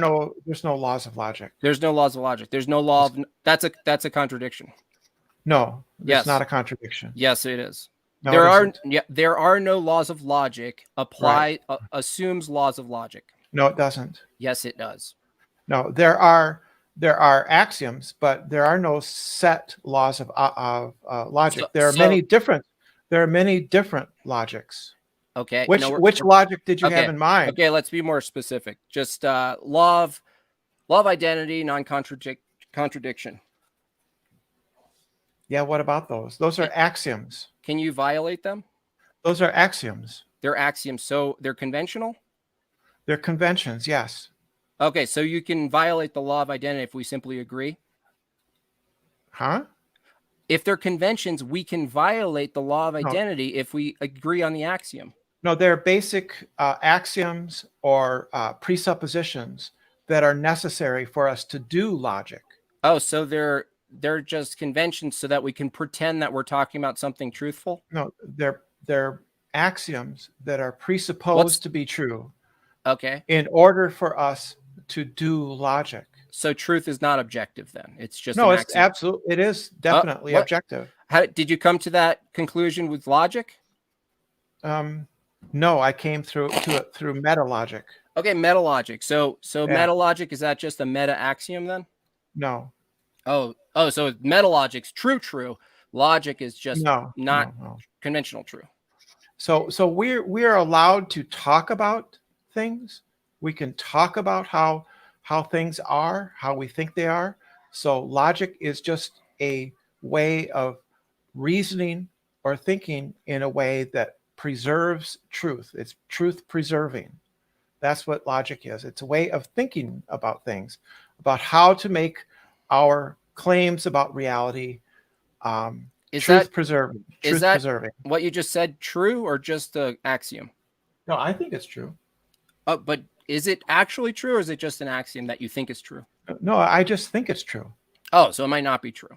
Well, you could disagree, and then we could talk about it. Right. But you're just assuming you're starting with that with axioms, right? No, I start with axioms. My axioms are my propositions that are properly basic. They're Okay. properly basic beliefs. Your axiom is logic is an laws of thought are axioms, right? No, You said the laws of logic are axioms. Yeah. So no, yeah, come on. What do you Which is mean? it? One, no, yeah. What do you mean? No, I I wasn't contradicting myself. I asked you, are the laws of logic axioms? There are no laws of logic. There are axioms. Okay. And you arrived at those axioms, and did you Do not by abiding to the axioms? we arrive at axioms through retortion? Okay. So when you say the laws of there are no laws of thought, we can violate them. But you're also saying axioms, they're just axioms. But what I'm saying is you couldn't possibly say anything's an axiom without first abiding by a whole set of things that you equate with law, like sentences and thoughts have to be coherent. Words have meaning. There's information. You exist. There's a bunch of presuppositions that must be necessarily Mhm. true. So, but you couldn't even start with them being true unless you abided by the laws of No, logic. my axioms are my starting point. No, you Yes. exist for no, you can't form an axiom without language. Yeah, and language depends on logical structure of sentences. That's great. And that logical So structure itself, right, must exist before you form an axiom. Before you say, I'm just taking this as true. You have to first assume logic. You have to first assume language and meaning so that you can formulate thoughts and actually pose something called, how about this axiom? How about this axiom? You start from something being true, and you can't start from anything being true without assuming the laws of logic are starting points, right? Not axioms, because axioms come after a starting point. For instance, no, that's if not true. if you say an axiom doesn't, let's take this example. Does an axiom need justification? No, Okay, so is the sentence axioms don't need justification? Would you agree with that? axioms do not need justification. Axioms are how we justify. Okay, I'm asking you a question. I'm Justification involves the application you, of our axiomatic you didn't beliefs that answer the we question. I don't need presuppose. I no. just did. I I just didn't need did. your opinion. No, that's That's not just an another. opinion. Yeah, it is an opinion because I asked you, is that absolutely true before, and you said I think it is. Yeah. I'm not asking you So what you think about axioms. I'm asking you a question. If axioms don't need justification, I asked you, is the sentence, axioms don't need justification? I'm asking you if that's absolutely true. I think it's true. I asked you if it's absolutely true. Yeah, I don't know what that would mean. Means your thoughts. We discussed what it means objectively. Let's say, sorry, absolutely. Let's say objectively. Is it objectively true that axioms don't need justification? According to my definition of my presuppositions, um, yes, it is true because presuppositions, my axioms, are how I justify my beliefs. Yeah. And so So if the I say, axioms come first. The axioms come first. yeah, but your description of an axiom is another axiom. And No, if the description of the axioms don't need justification is true, then something must be true that supersedes the axiom itself. no, no. Yes. No, that's Yes. not true. We can Yes, it just is true. we're allowed to just talk about things and to work things out. So we come to axioms because they are by retortion due to the inability of doing the contrary. Yeah, that's laws of logic. You're using appeal to the laws No, of logic. there are no laws of logic. Oh, so then, oh my God. There are no laws of if logic. there's no, if there There are, are presuppositions, if there are no law, axioms. if there are no laws of logic, then a contradiction is meaningless, and the appeal to the absurdity of the contrary means nothing. You just No, appeal to the yeah. a contradiction is meaningless because it violates axioms, not because it violates laws. You can't affirm axioms or a violation of axioms without assuming something is law like that needs to be coherent. Should we be coherent? I generally think people should be coherent, yes. So do they abide by laws of thought that are Sometimes impossible? they don't. Sometimes they don't. Sometimes people are not coherent, Okay. right? if we agreed, Are people sometimes not coherent? that's correct. But So that's they're violating the laws of logic? How is that possible? there is it that's the only way you can say they're incoherent, if there's like a law that you Right. state that they must follow, that Well, they I abide by. can no, I say it by way of there being an axiom, a presupposition, I right? again, And that axiom is the law is the quote unquote law of non-contradiction, no, no, right? no. Listen, dude, you cannot form an axiom without first assuming the laws that you're calling an axiom. That's why they're axioms. No, you listen closely. It's You called can't. retortion. It's No, called retortion. no, You can't no. use the laws without, you can't refute the laws without assuming the laws. Therefore, they are your properly basic beliefs. They are So if you axiomatic presuppositions. no, because there are axioms you can reject. You can't possibly reject the laws of logic because you People assume them. have. No, People have. no, you Yeah, they cannot. do. You can't challenge them without assuming them. You just said People that. do. People You do. They have. it's a contradiction. No, there are people, there No. are logical systems that admit of contradictions. No, we're talking about the laws of logic, the laws of thought, the laws of non-contradiction. We're not talking about laws of thought. We're not talking about all of these other forms of logic and all of these other mathematical extrapolations or programming or any of this stuff. We're talking about the laws of thought. When you start assuming that anything's true, and you start saying a claim, in other words, you're claiming the laws of logic are just axioms. I'm telling you, you couldn't possibly make that statement without first assuming that the laws of logic exist that as not an axiom. You need them to even form the axiom. The axiom is after you assume logic. You can't No. otherwise you'd just be making sounds. You'd just be going blah, blah, blah, blah, blah, blah, blah. And I'd be like, what? You'd be like, it's an axiom. No, you assume laws of logic. You assume sentence structure. You assume meaning. You assume that concepts are connected to other things. You assume universals. You assume particulars. You assume all sorts We of don't shit assume universals. when you form an axiom. No. Okay, We simply define them. defining anything assumes language and meaning. Yeah, That so what? languages. Yeah, so what? Languages. What about it? Do you know what a language is? Yeah. Did I just to tell you what particular language it is? No. That's a universal language. What's a universal? Language. Which language is universal? Exactly my point. No, that's not a point. I asked you what a language is, and you asked which language. So what Language is just a system for communicating. Yeah, that's with signs and symbols. exactly. That's a good categorization of a universal thing called a language. Languages aren't universal. I didn't say they're universal in that they all have the same meaning. I'm a universal. Do you know what a universal is? Like a tree? Do you know what a tree is? Sure. So which tree am I talking about? Don't know. That's because I'm talking about a universal called a tree. You want to talk about? There's no universal called a tree. There's no such thing. Okay, there's no tree. That doesn't follow that there's no trees because there's no universals. I didn't say there's no trees. I didn't either. You said there's no universal called a tree. Yeah, that's Okay. right. I said there's no universal called a tree. That doesn't follow that there's no trees. No, what's a tree? A tree is like a family resemblance of things that represent that have a general shape or something like that. Can you think of a tree? Yeah. In your head, that's not a particular tree? Yeah. Oh, cool.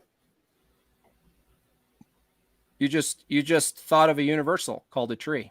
No, I didn't. Yeah, you did. You can say that. So what did you think of? I thought of a branching.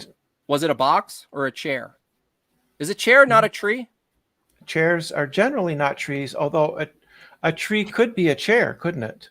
That's right. It could be called a chair. Is there? No, I could make a chair out of a tree. What's up? Is there a let's say? It could be a living tree. I could make a chair out of a living tree. Okay. Right? Mm-hmm. Yeah, so Wittgenstein dealt with this a long time ago. Destroyed the idea of universals. He did. All we have are that's just an axiom.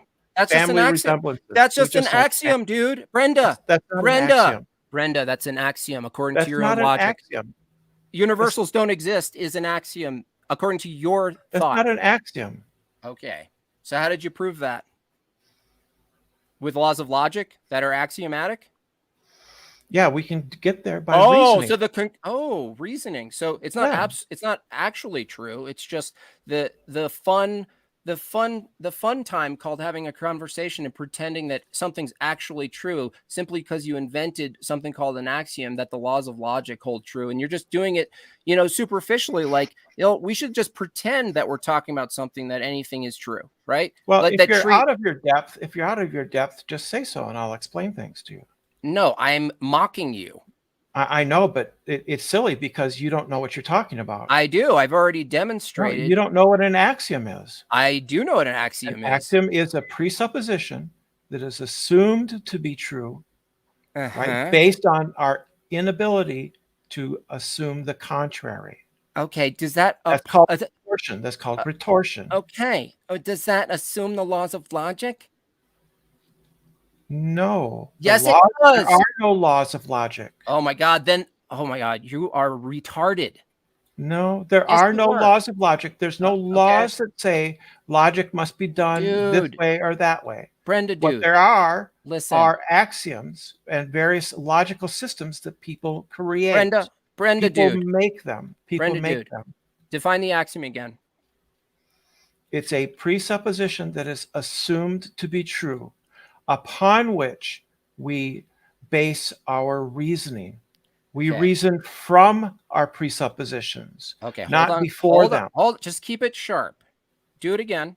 Don't tell me after stuff. Just say what you defined it. Axioms are prior to the reasoning. It's what we reason with.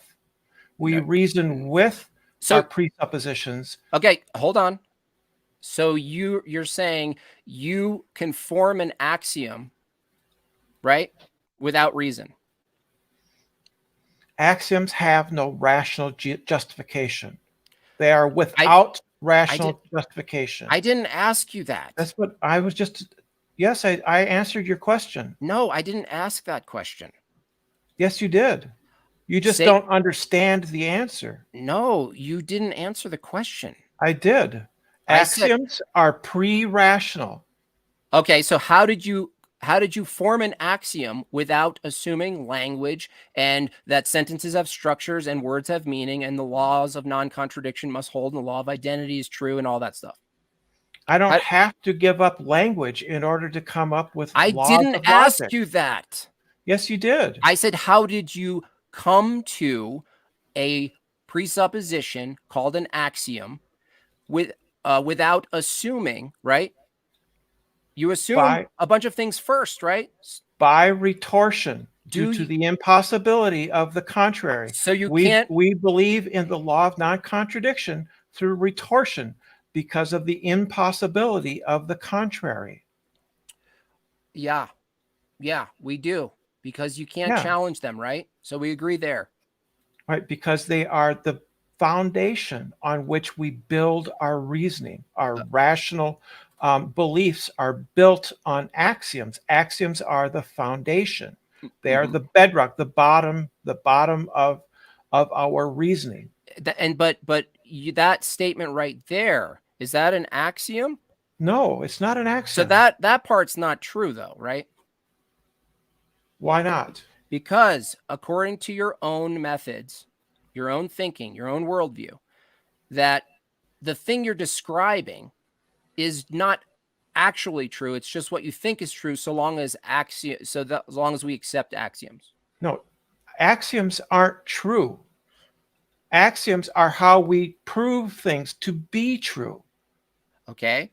A statement is true if and only if it obeys the formal laws that we have for assembling, axioms Can I and form? consequences Can I? into a rational structure called Yeah, an argument. yeah, yeah. Can I propose an axiom that's totally incoherent? You can, if you Okay. want. You can make anything an axiom, but the problem is how do you reason from it? Right. Where I'm just talking about the axiom itself, because you're saying, again, an axiom is a proposition that's basically formed because the absurdity of the contrary, An right? axiom is not a proposition. Or say it again. An axiom is something that makes up, composes the propositions like that we deem to be true. It's the foundation on which we build our truths, our truth claims, and our beliefs, the logical structures that we use, right, to describe the world around us, Okay. right?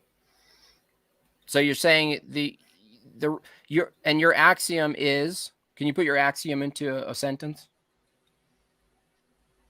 Any About any logic, about logic specifically. I don't have any axioms about logic. Well, you said logic, they're not laws, they're just axioms. So you're saying the law They're of non-con. presuppositions, right? They're presuppositions.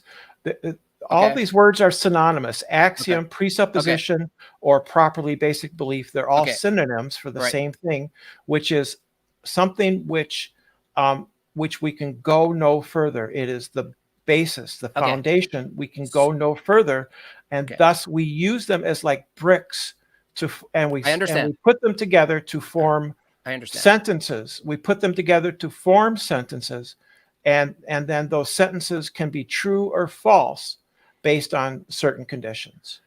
So you're saying sentences and what we often call the laws of logic that you reject that are laws. You're saying we have to use them because it's impossible to not use them. Right? In order to refute, for instance, the law of non-contradiction, you would have to use the law of non-contradiction. Okay. Therefore, that's called retortion. So in order to refute it, you'd have to use it. Right. Right? And so therefore it is the basis, the foundation, the bottom. It is like a brick that we start with. It is our starting place. Uh-huh. So I do agree with the law of non-contradiction. It's just not a law, it's an axiom. I disagree with you calling it a law. So, but axioms, are all axioms defined as something that you have to abide by for the absurdity of rejecting it? Well, you don't have to abide by it. Many people don't. Many people say things that are nonsense. So No, no, people no, no. I don't mean, have to. no. I'm asking, like, can we create axioms that we can reason from, but it's not because rejecting it would produce some sort of absurdity. No, I'm not sure I know what you mean. So, I mean, an axiom, like, is there another example of an axiom that isn't the law of non-contradiction or the law excluded middle or the law of identity? Like, Oh, just there's others like the axiom of choice. uh-huh. That's one. There's many others. There are many different logical systems So are you that have saying, different axioms. okay, so you're saying axioms exist because we have no choice in them not existing. In other words, we couldn't actually participate in anything unless we accept the axioms. Is that what you're saying? I say we can't do reasoning. We can't do logic without Mm, having these formal systems, right? right. But people can operate just fine without formal systems. Hmm. They're just not necessarily always rational. Sometimes they might be, sometimes they might not be. Right. Well, I mean, But but you know, along with, I mean, you kind of skipped away from the beginning of this conversation, which was basically what's a miracle and what's a rational thing to believe is possible to happen, right? But this kind of yeah, is still relevant because would you agree that based on your own conclusions about what's rational, what's not rational, what's justified in believing or not, that that the ability itself to rational to the fact that there are axioms that you couldn't possibly you know, in my, I will call them laws because that's just traditionally and classically how they're called, but that it's that the existence of such laws of thought that they're impossible to you could try to challenge the law of non-contradiction, but by assuming it, and you see the absurdity of it, right? So we agree there. But I'm saying, would you agree that the existence of those laws are not necessarily, it's not rational to even just assume them. In other words, we have no reason, and that's what we call, in your view, you're saying we have no real justification for the Well, starting point, other than we have no choice. It's the only way to actually move forward in these conversations, and we call these conversations pursuit of knowledge or rational thinking or not. But yeah. really, it starts from this assumption that we can't possibly justify by conversations or debate after we assume them. Like, in other words, we No, can't that's the prove only science. way. That's the only way we can justification is when I am justified in believing in Mhm. something because I have correctly used the basic axioms or No, presuppositions no, of I know, my no, worldview, no, right? no, I That's what understand. justification is. I understand that. I Right, understand but that the part. foundation itself can't be justified Right, because justification is the use of those right, presuppositions. right. So I'm saying basically we're all presuppers, and we're all just we're either attempt to justify or don't justify the starting point, which is a precondition that we need to even pretend that we're discussing truth or coming to any rational conclusion. But we agree that from your position, you can't possibly, with the same uh, definition of what you call rational, coming to rational conclusions, you can't come to the rational conclusion about the truth of the bricks that you start with. Like, you're just using the bricks, and they're useful, and they're hard to challenge and violate, if not impossible to violate. And you use them because of that reason, but you don't. But you know that you can't actually justify the existence of those bricks. But we have to Right. start with those bricks. I've said that already. Yep. Yes, you can't justify the tools that you use to justify things with. Right. I agree with that to an extent. I mean, because Like I said, they're pre-rational. They're pre-rational. right, but it's almost irrational. I mean, you're calling it Well, free, but it's kind of some people irrational, right? some people have claimed that it's based on their intuition. So they have the intuition, Hmm. and some people believe that we just know. That we just have it. We just know that the law of non-contradiction is true, or that we have an intuition or a sense that the law of non-contradiction is true. Do you take that intuition approach? No, I think that it's really kind of a game where we make up the rules and then play the game.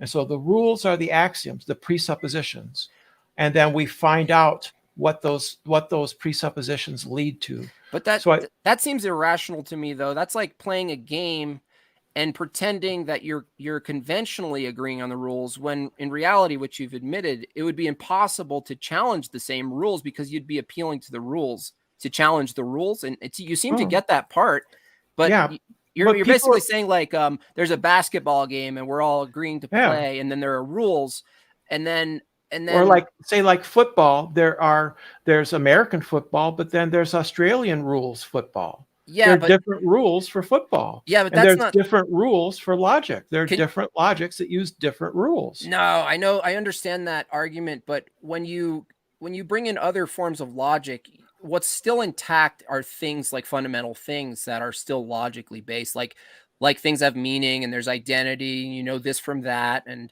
you have to make sense of an intelligible system, whether it's digital or physical.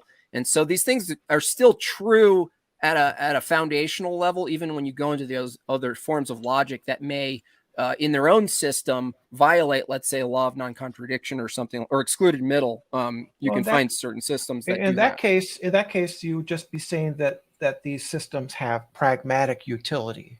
Right, but we both agree that that can't be true, because we Sure. don't. No, I tend to be a little bit of a pragmatist along this line. I Right, think but that's like kind of begging the question, because basically you couldn't even come to any pragmatic value judgment about anything without first assuming. You have the same problem that you already admitted, that I agree with, that you can't affirm or negate these things without assuming them. And so you're still starting from the assumption.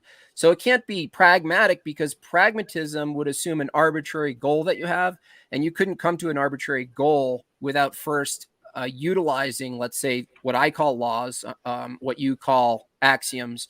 And so pragmatism seems to be post all of these assumptions, and like you couldn't even really express a pragmatic approach without all of these Well, things being pra- coherent.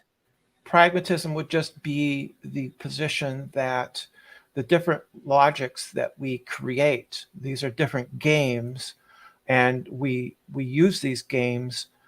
They are useful to us. So, for instance, fuzzy logic is used in real time equipment that has, computer systems that do real time kind of real world monitoring of, say, pressure valves. Yeah, The no, I pressure valve understand. doesn't have to be absolutely No, I shut understand. off. I understand, but Yeah. I'm sticking to So it's the just the it's just pragmatic to adopt those logics then. no, I'm talking about basic classical stuff, not the fuzzy, not all of the other crazy programming stuff. Talking about just the fundamentals, law of identity, non-contradiction, excluded middle, that you couldn't possibly argue that you use them because they're pragmatic, because that would assume them before you even determine what is It doesn't pragmatic. assume them. Yeah, it does. I'm talking about them. I know, but you can't talk about anything without assuming these laws. Can That's you not talk? true. Talk about laws of logic without assuming them, please. Demonstration. It What do better you be mean? fart sounds. It better be fart sounds. No, you seem to think that, I can't talk about things because unless I assume them, and that's just not true. You can't. You can talk about laws of logic without assuming them. Right? I don't have to assume that they're true. No, I can use that, talk about them. right, without using them as if they're true. Because whatever you're saying, we're talking about truth, right? You're gonna. Are we talking about what's true and exploring what might be true or false, or what's consistent or what's coherent? Yes or no? Are we? Or Yeah, are we just that's what that's what the classical logic is. It's about how sentences are true or false, okay? right? Okay, good. Okay, so we're discussing now, and you're saying we can talk about this, we can talk about that. Yeah. I'm saying you wouldn't be able to talk about anything that's true or false and explore what's true or false unless you first assume what I call laws and what you call axioms to be true, to be true, unchallenged. We both agree. We have different justification or non-justification for the I laws of don't know. logic, but we both assume that them to be, uh, true, unchallenged. We understand the absurdity of trying to challenge them because, like you admitted, and I agree, that you can't challenge these things without assuming them. Yeah, I don't know what logical system the brain uses in order to do language. I think language follows rules, right? And those rules could be reduced to some sort of maybe let's assume that it could be reduced to classical logic. But that doesn't follow that I can't talk about the rules for classical logic because I'm using language. Oh, no one said you can't talk about it. I'm saying it's impossible to talk without using them, without using the laws. I'm not saying you're not allowed to, or everything you're saying is incoherent because you're simply using the laws. I'm saying we couldn't possibly talk at all. Well, let's say I grant you that. Let's say I grant you that. What comes of that? What comes of it is that now we're stuck in what we brought up before, and I don't know if you confronted it, which is that if the what I call laws you call just mere axioms, everything that follows from that isn't necessarily true. So you're not really gaining any truth. By your own admission, you're just No, playing a game called I'm not. let's find the truth I based on the don't assumption. follow.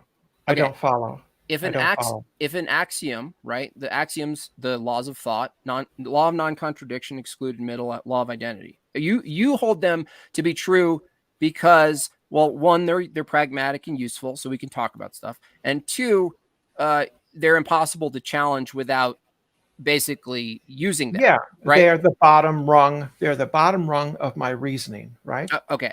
Okay. So Right. yeah, so Yeah. that's a starting point. So they're the bottom rung. You have to assume them. It's hard to attempt to not assume them to it's because you end up Yeah. appealing to them, right? And so um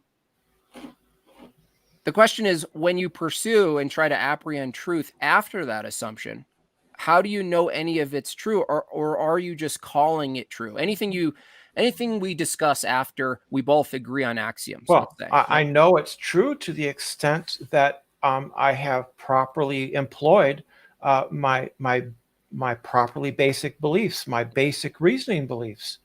Okay. If I have not reasoned correctly, because we have a formal definition of what is good reasoning and what is bad reasoning. So I know something is true So you're if I use good reasoning. If okay. Okay. So if someone else takes a different axiomatic approach that is not consistent with the laws of logic, they could actually be spitting facts and truth. It's just only within their system it's true. So you would admit that there's variations of truth based on axioms? but I have a hard time understanding how they would be that different. Actually, I don't know that they would No. be hugely different. Well, I'm saying you're saying that it's logically. I mean, that's funny. We're using the word logically, but you're saying it's hypothetically based on your assessment of what truth is, right? It starts from the axioms um, that everything after you assume the laws of logic. You're just kind of playing a talking game where you're looking for Yeah, consistency it's a based on language game. It's a right, language game. right, Sure, I don't right. have a problem with that. Okay, so is it just sounds? So are we actually distinguishing and apprehending truth, or are we just kind of using sounds and we're monkey like and there's not actually any real like unchanging you know apprehended truth that we're grasping? What do you think? Well, I think that if I came across an alien and they were making sounds that I couldn't, that were unintelligible to me, let's say that over time I can get them to explain to me somehow by, I don't know, pointing or something like that, Uh-huh. what they mean, and I come to understand the logic of their words and their understanding, then I could sort of relate it to how I think, and maybe I might think, oh, okay, this is what they meant, and this is what the heptapods in Arrival were meaning to say, right? And it can be translated into my language Okay. because there is a correspondence Okay, here's my last there's a correspondence between their language and mine. got it. So it's just correspondence. So Like in Arrival, they worked with those squiggly circle thingies, and they mm, eventually figured out that this squiggly thing means this thing in English. right, so the squiggly people actually had their own law of logic that was consistent and transferable and meaning. Maybe There's not. meaning. There Maybe is not. But it was a little bit different. They had this time thing. There was this okay. time. There was I have this another question. spooky time stuff going on in that Okay, movie too. I have two questions. One is truth an agreement or not? Um, no, I think truth is a correspond. I believe in the correspondence theory of truth. Truth is correspondence to reality. But doesn't that assume reality is true first? Like you need to say No, reality exists and that's true, and then we correspond to it. no, I don't think reality is composed of like facts. So that's It's just circular. That's no. So circular. it's not. I'm not assuming that. I'm saying that reality isn't true. Statements about reality are true. No, no, not reality is true. I'm saying if truth is that which comports with reality, Right. that starts with a reality. Reality exists, a proposition Yeah. that reality Yeah. exists. So, isn't there? I mean, I accept sometimes that definition just for just argument's sake, so you can get like an axiom, like you Huh. said. But do you see that has a limitation because it assumes reality exists, which would necessarily be true Oh, before truth I comports think with it? that I'm not a brain in a vat, that there is an external world, Right. is one of the presuppositions of my worldview. Right, but I asked, like, do you see the problem or at least the limitation with the No, I don't. definition? Okay, No, so I don't. truth is that which comports to reality. Truth is a sentence that corresponds to. a given state of affairs that exists in reality. And so the state of affairs, exists before the Right. sentence about it. So the sentence points to the tree. The tree. This isn't. That is an elm. That's an elm tree, and the sentence points to the elm tree. No, And no. the sentence is only true if, in fact, it is indeed an elm tree. If it's Oh, no, not no, an elm tree, then no, no. then the sentence is false. No, that's too detailed. I'm talking about there's a tree. Just the tree exists, not what kind of tree, because then you'd be right. I'm talking about the tree exists. Just that there's a tree. That's just a definition then, at that case. Right. And definitions are simply arbitrary. I could say it's a gazorp. It doesn't matter the word. It wouldn't matter what the word is. Right. I agree. Right. I'm not talking about the language. I'm talking about the fact of the matter, right? That a tree is there, and you call it whatever you want. It's an object that's not you, for instance, right? Yeah. The starting position is there's an external world that's not identical to my brain, right?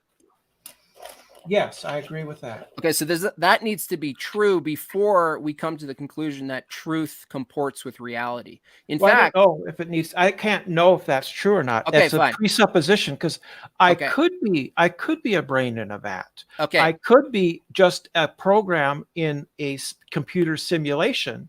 Okay. And I just think that there's a tree out there, but it's really just a bit of code. Okay, great. Oh, great. So the next part of it would be, if truth is that which comports with reality, but truth is the descriptive form we use language to describe what we're seeing, but that's also after the fact that you start from your axioms that the laws of logic, what I call the laws of logic, what you call just axioms, are golden, right? And so you have these, like, there's this system that you have where, which I believe is circular, is that you're saying, the laws of logic, what I call the laws of logic are axioms. And I'm trying to argue to you that you need language and all of these things to even make that determination. So you're already appealing to the things you're calling an axiom. You're post calling it an axiom after you've already used the things that are required to call them an axiom in the begin with. I don't see a problem with that. I don't know why you think that that's problematic. I mean, it's just a different context. I'm context shifting. Yeah, I'm just saying, I think it's a problem if you assume that you're starting with axioms, when I'm saying you're actually starting with the assumption that there's coherency at all and incoherency, meaning there's you versus the world or not the world. You're assuming that before you come up with an axiom about the truth. People haven't always assumed that the world is coherent. There are many religious traditions that think that the world is actually an illusion, and it's chaotic and meaningless. But have you ever convinced yourself everything's an illusion? Well, it could be. No, I don't think it is. It could be. I could be a brain in a vat. It could be. Everything could be Maya. Wait. Just stick with the veil of illusion. Hold on. What about? I just want to see if you see any logical problems with all is illusion. Not particularly. Okay, so if the term, let's take it to its stripped down. All is illusion. So all is referring to what? Everything. Is referring to what? It's just an identity relation. Illusion is referring to what? Unreal. Okay, and so for the statement, you don't see a contradiction or self-refuting aspect of all is illusion? Okay. I don't see it. So could the statement all is illusion be true? Could be known to be true if it's true? It could be true. Sure, it could be true. Could it be known to be true? Yeah, it could be known to be true. It's all an illusion, though. How would you know it's true? Well, for instance, in Buddhism, the way you do it is you ascend to higher levels. And how would you know that? How would you know that's not an illusion? What are you talking about? Ascend to higher levels. Higher level? No. Hold on. Higher. That's what Buddhists do. I don't care what Buddhists do. I think Buddhism's bullshit. But I'm asking you, if all is illusion, how could you possibly say you're ascending if you wouldn't know that was an illusion?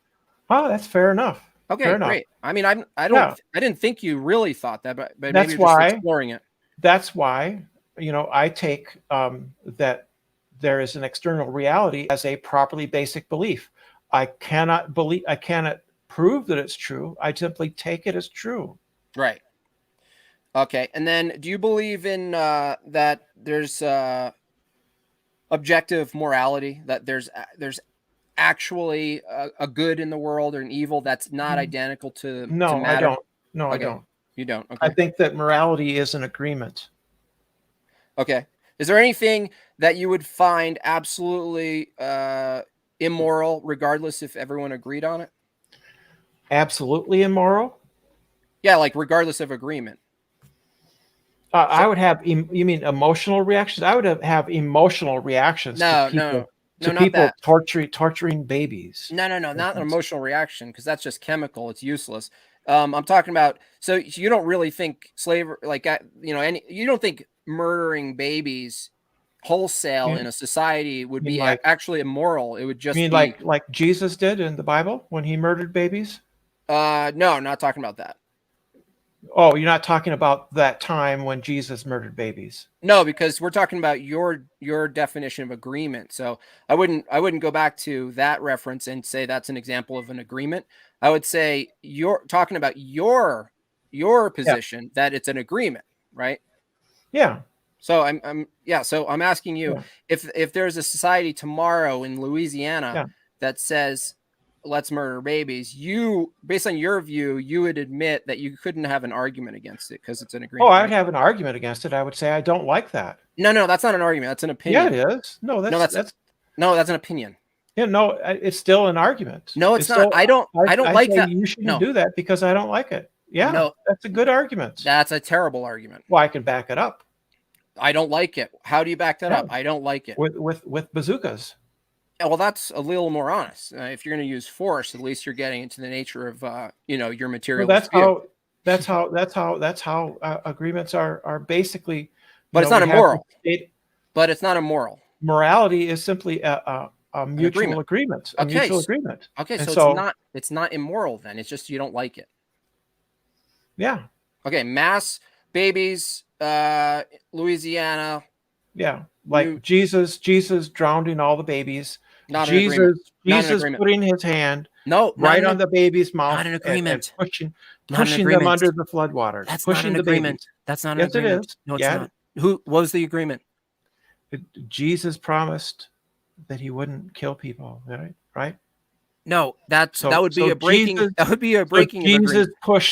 Jesus took little babies and Oh my pushed them under gosh. the water until the little bubbles came up. And there's nothing wrong with that according to your view. Oh, I think it's wrong. Yeah. No, you just said I wrong doesn't dislike it. exist, Brenda. No, I dislike it. I dislike Dislike. it. Oh, so do you like licorice ice cream? I don't think I've ever had it, but I do like licorice Oh candy. shit. Uh Something you don't like. Um, Ru- liver. Liver is really good for you, but so is liver evil because you don't like it? No, it So isn't. it's not wrong though. You just don't like it. So Yeah, I it's just not don't wrong. like it. Right. So when you're referencing Jesus drowning babies, it's not wrong. It's just you don't like Yeah, it. You don't yeah. leave. You don't go to your restaurant and go, the chicken was wrong, like bad, very bad, wrong, I could say it's wrong. I'd say that incorrect. the chef cooked this chicken wrong. No, that's incorrect. Not morally wrong. He didn't cook the chicken morally wrong. Well, if it's undercooked, I could get sick and die. So yeah, it is a moral issue. So Well, it could be a moral issue, but whether he intended that or not is the question. You're confusing the two. Whether you like something, I mean, you'd think you would not try to defend this too much. You just bite the bullet. Whether you like something doesn't determine if it's moral or not, according to I your own did view. I did bite the bullet. I said Yeah, but you said things. it's wrong. Yeah, It's I not mean it wrong. in a different sense. I mean it in a different Okay, sense. not in the sense we're talking then.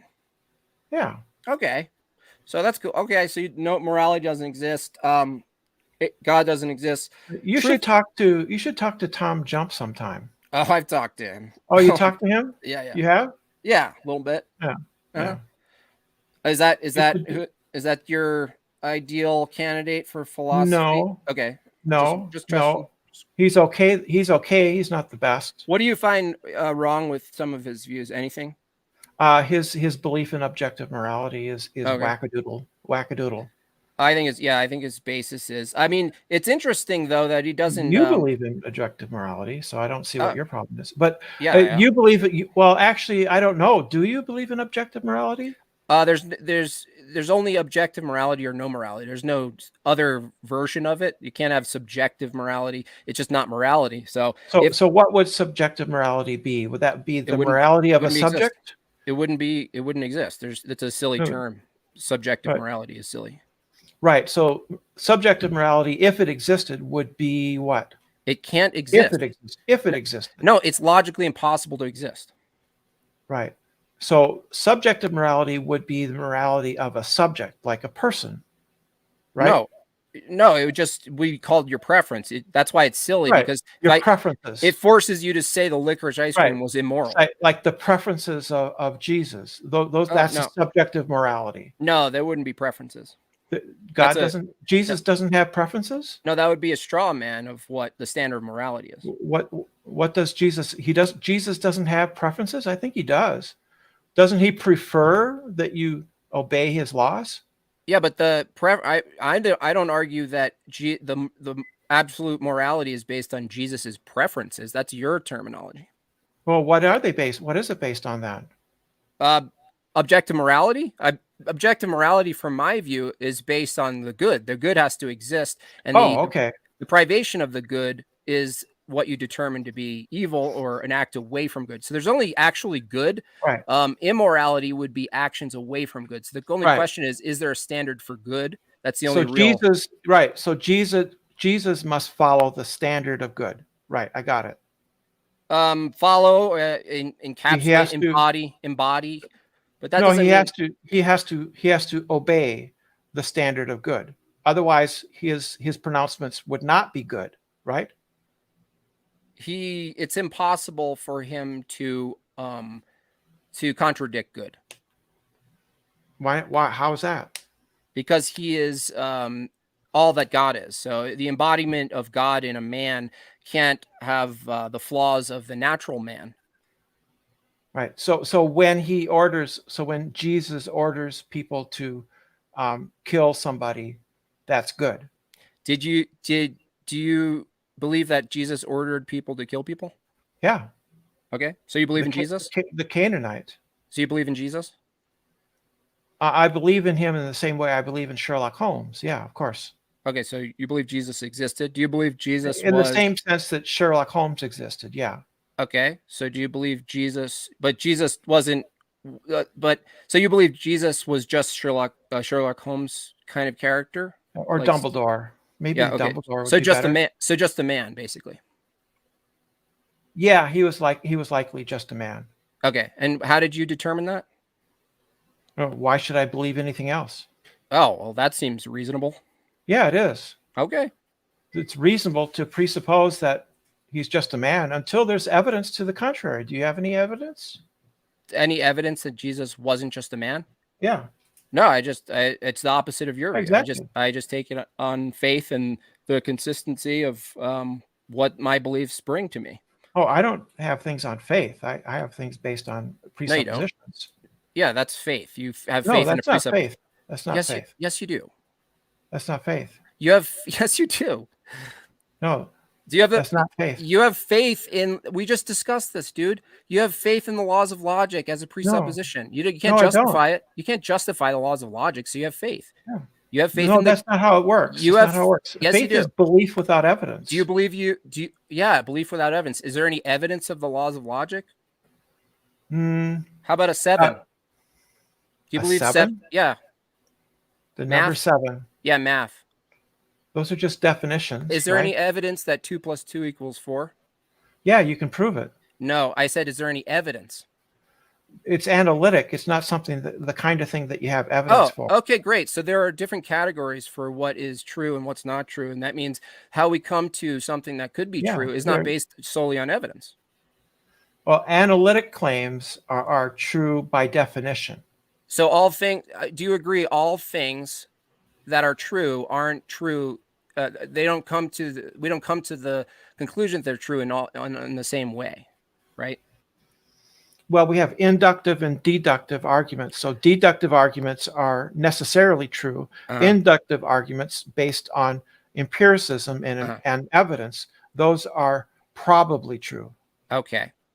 And is there any That's what science is. Science is probably true. is there any evidence that you're not me Yes, there is evidence.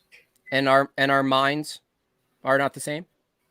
Yes, there is evidence for us being different people. Okay. Is there evidence that let's say is there any evidence that the past is true the way you recollect it? Um, I would have Faith? some of the past, some of my beliefs about the past could be true. Some of them could be false, but I would need evidence, right, Okay. to proportion my beliefs based on the evidence Is is there any for whether or okay. not something is true or not in the past. Is there any evidence that the regularity in nature will hold tomorrow for certain? Yes. There's evidence that it's going to remain for certain and won't fall out? Well, not there No. is evidence that it will maintain probably. So that's faith, right? No, that's not faith. That's evidence. What's the evidence of tomorrow? Yesterday is. Yesterday's the evidence of tomorrow? Yes. Okay, I'm glad I got your reasoning here. Right. So yeah, that's how induction works. Induction Do you have faith in induction? Do I have faith in it? No. Yes. Is there any evidence of induction? No. There's no evidence, but you have faith in induction. Yeah, you're just using. Oh, now you're no. We're talking about whether you have faith. Sophistry at this point. No, we're asking. Sophistry. Oh, that's a good deflection, little pie lady. It's not deflection. Yes, it is. You have to just admit you have faith in certain things you can't prove. Inductive reasoning is not certain. You're confusing certainty with probability. Here, inductive reasoning is probabilistic. Let me make this easy it's for you. It's not certain. Let me make this easy for you. Listen. Is there anything you believe that you don't have evidence for? Well, there might be. I can't think of. That's what we're discussing. That's what we're discussing. But I have evidence for a lot of things. It might not be good or bad, but generally, I have evidence for most of the things I believe in. I try to make my beliefs as true as possible, either based on evidence or based on deductive reasoning. Does information exist? Yes, information is physical. Okay, can you give me an example of physical information? Yeah, the tree rings in a tree. What's the information? The tree rings are the information. No, what information is meaning? So what you're just saying tree rings. What does that mean? Yeah, those are patterns. The patterns of the tree rings are information. Okay, what's the information of the patterns of a tree ring? Those are growth cycles. Okay. Does it? Yeah. So they mean growth cycles? No, that's just information. Okay. Where's the information in the tree ring? It's the tree ring. No, you're saying the tree ring is the information. Yes. Yes. What is the information tree ring? No, the information is the tree ring. What does it mean? It means, right? It means what? That the tree has a growth cycle. Is that found in the tree rings? Yes, that's what the tree rings are. Okay, so you're saying the tree rings are identical to the fact of the matter that tree rings mean cycle, right? No. Okay. No, you're just no. Stupidly combining things. No, you're nonsensical words. No, you're stupidly combining things. I'm asking for physical evidence of information. I gave it to you. No, you said tree ring. That's not information. Yeah. So if a rock, what's information? So if a rock, information is patterns that we observe in nature. No, patterns and regularities. That's what information is. Okay, we're talking patterns. So patterns ultimately have meaning, or what? No, they don't have to have meaning. Okay. So information, you're saying a tree ring is information. Yes. Like a rock rolling down a muddy hill leaves behind a trail, right? And that trail is the information about that rock and it rolling down the hill. Okay. So So there you see a trail, right? Yeah. And a rock Yeah. rolling That would down. be information. That would uh, be information. Okay. So a rock's rolling down a hill and there's a trail. And the trail is information. Yes. And what is the information? It's the trail. Oh, the information's the trail itself. Yes. Yes. So trail is information. Yeah. Okay. Right. So, like, the rock itself could have information, right? So Mhm. it could be smooth or jagged. If it's smooth, that would be information about it having been, say, Oh, at the bottom of a river, oh, right? Or smooth. if Oh, it's okay. jagged, Okay, if smooth it's it. Okay. jagged, it is not been eroded. It's not been Okay. subject to erosion. So a smooth rock has the information smoothness embedded in the rock physically. It's not words. It doesn't have words in it. So what's smooth then? Smooth is how we would describe it. We would Uh, describe the oh, pattern. It's oh, a pattern of being smooth. oh. The So the pattern the pattern of it rolling down the hill, the pattern of the rings in the tree. uh-huh. Okay. So and the information so you said a smooth rock, the information is it's smooth. The information would be the overall Let me ask you, let me give texture you of the let objects, me give you right? another example. If I take a couple twigs and I lay them out on the beach and it says help, Hmm. where's the information? In the twigs, The information help is in the twigs? that would be the pattern that they form. Oh, They form the word help. Yeah. okay. So is the meaning help identical to the twigs? No, that would be put there by you. You formed the letters Mhm. help, right? Right. So the information is independent of the sticks, right? So you're confusing what's I called asked. stochastic information with communication, right? There's a difference between communications theory and information theory and stochastic information. Okay. There's a difference, Okay. right? So the words and letters on the page are formed by us to convey, we have the intention of conveying a certain amount of information, Right. right? But stochastic information comes about through natural processes. So information, natural processes. So Yeah, a natural process of say a rock going down a hill. The yeah. rock is you're saying the rock isn't communicating information. No, it isn't. That's correct. Okay. And but the information is there, Yes. right? And so the Yeah. information is that's a trail. Yeah. But We could deduce facts about it. For instance, maybe the rock came from the volcano that's half a mile away, right? wouldn't that how is that It was launched there by the volcano or something. how would that be different than humans describing the sticks and the meaning of the stick? I'm not sure I know what you mean. So, I mean, you're saying these things, but you're just assuming the observer is, the Well, we observer, can. the human being is going information. Look, rock, but it's actually peculiar to us as humans that discern something called information to begin with. But then we Oh, we look have at language. We have language. We can talk about things. We can right, talk about the rock. We can talk about the tree, right. and all those things. We But can I'm talk saying, about. I'm saying the information you're calling information identical to physicality actually doesn't exist without the human being applying basically like Oh no, an no, overlay. no. Yeah. The rings in the tree rings exist whether we cut down the tree or not.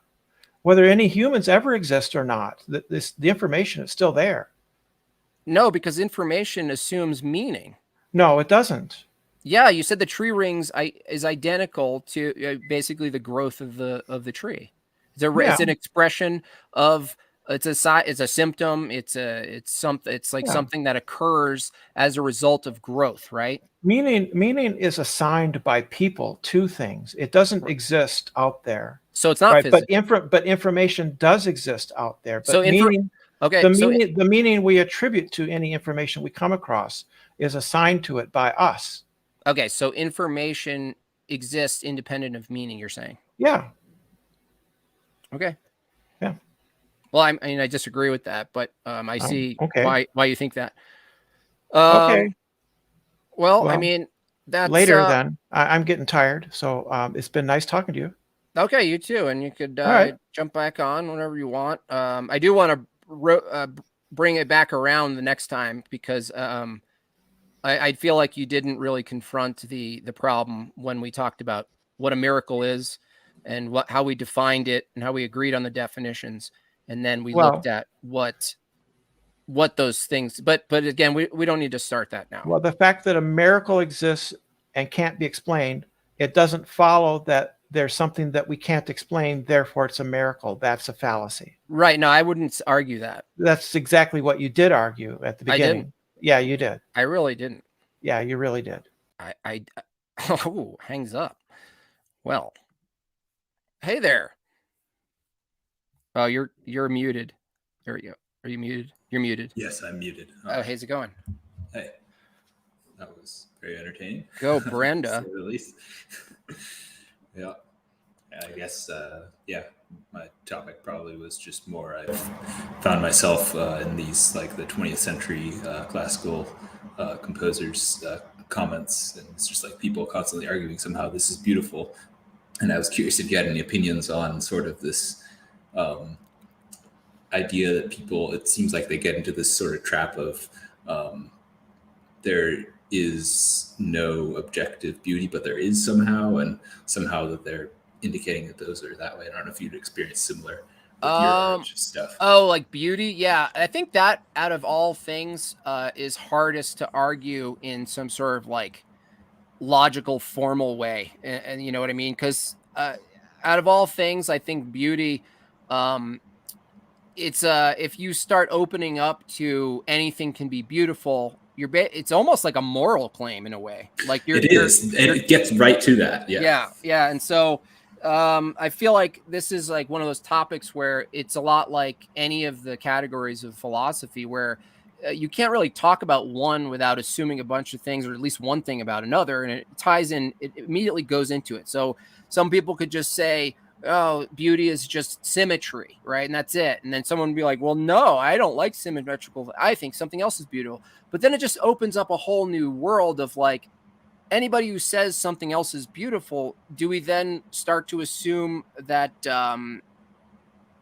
that twist of standard of absolute beauty or something is twisted in some other category of their life? And I'm not saying that's ultimately true. I'm just saying you start to question it because what, look at where we've gone just based on not just like Satanism and insanity and upside down world, like but just out of utility. Look at how much beauty in like architecture has been lost to pragmatism, to utility, to efficiency.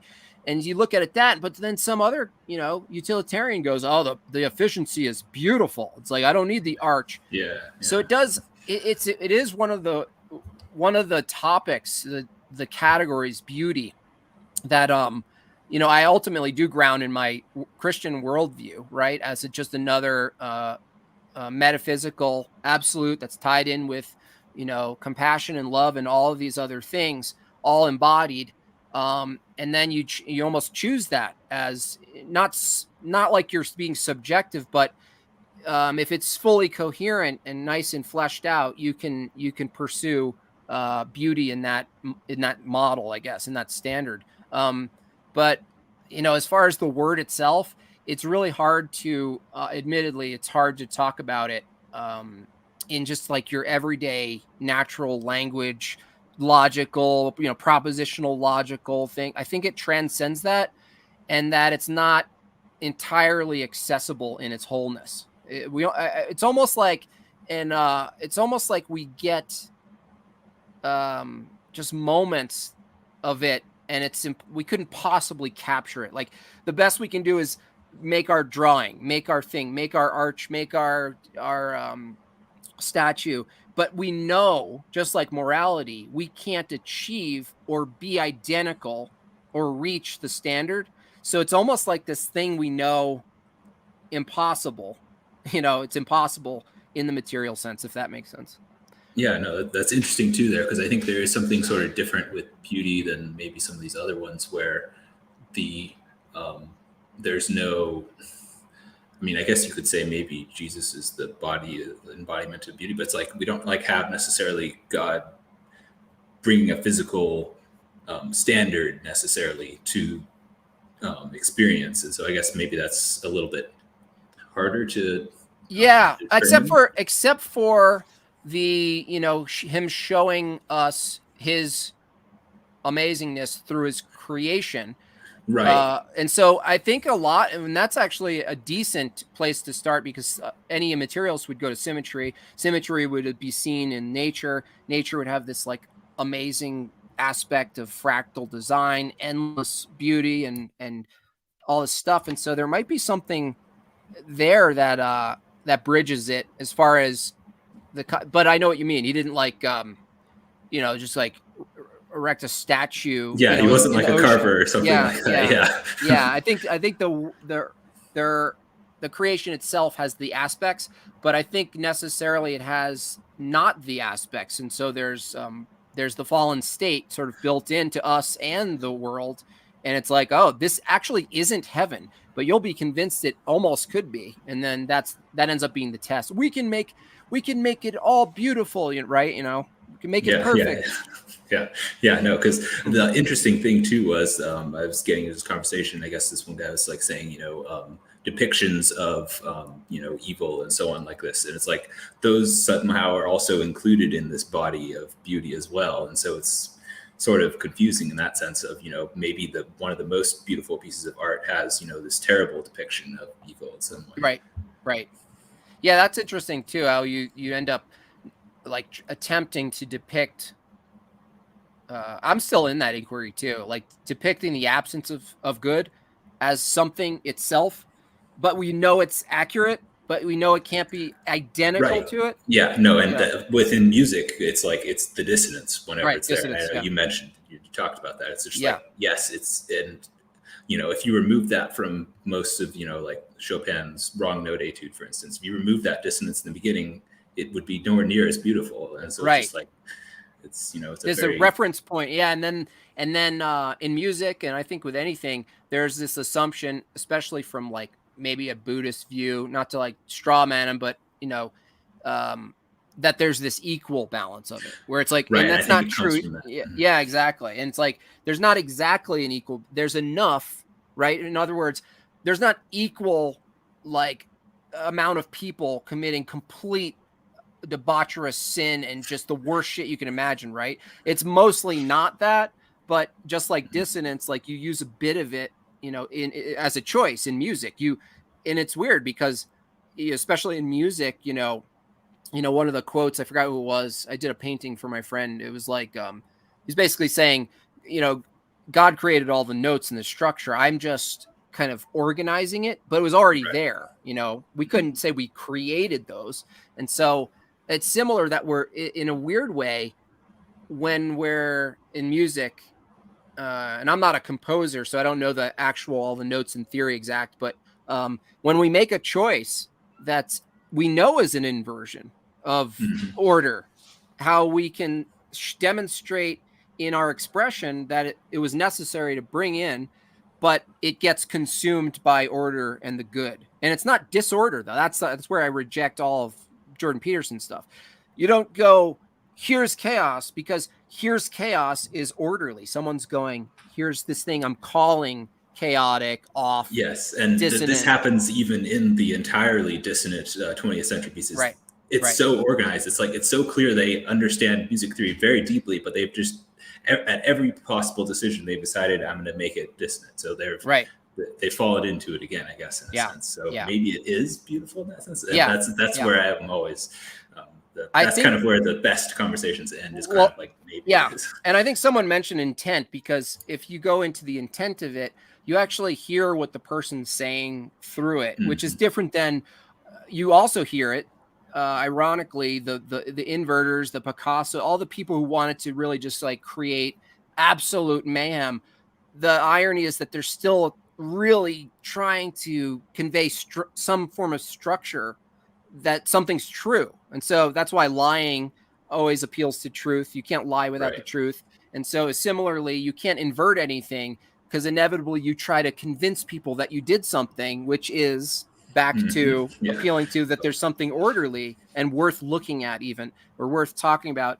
And I feel like we have the opportunity, artists, musicians, writers, to properly use and properly use the tools and use what's true and convey it, but also use our discretion to showcase the evil spirit, whether it's a consonant, a dissonant note that's ugly, that represents the destruction or whatever emotion that brings up, but that we made a choice in the end to have it be completely dissolved by Hmm. good, by grace, by whatever that beauty and divinity that's represented through music that moves us all to tears a lot of times.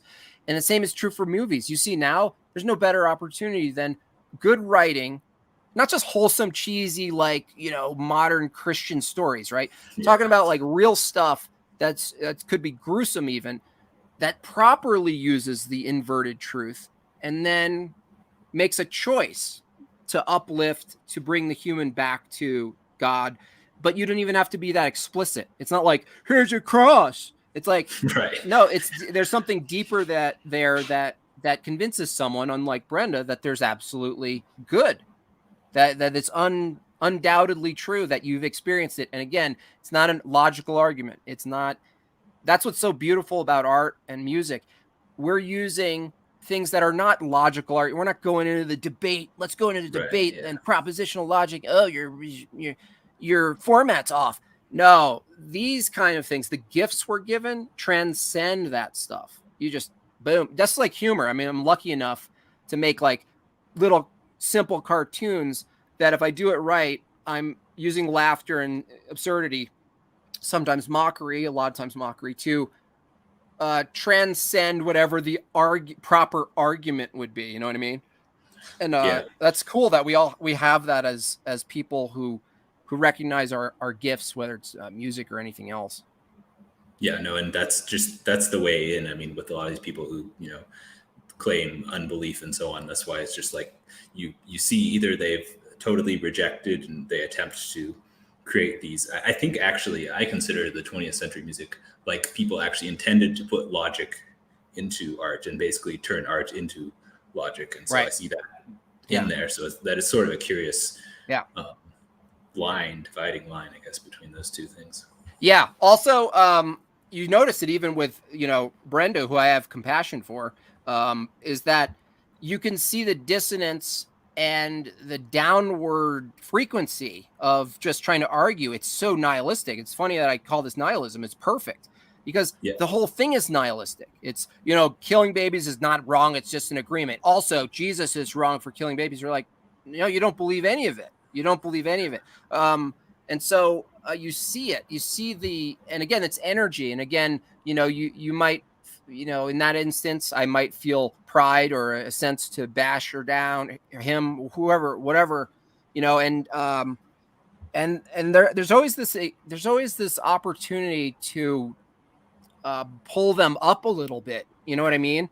And I don't know what that looks like. In that, I could probably look at it back and go, oh, I could probably use more jokes or lightness or grant more or whatnot. But, our frustrations come. But it really is a perfect demonstration.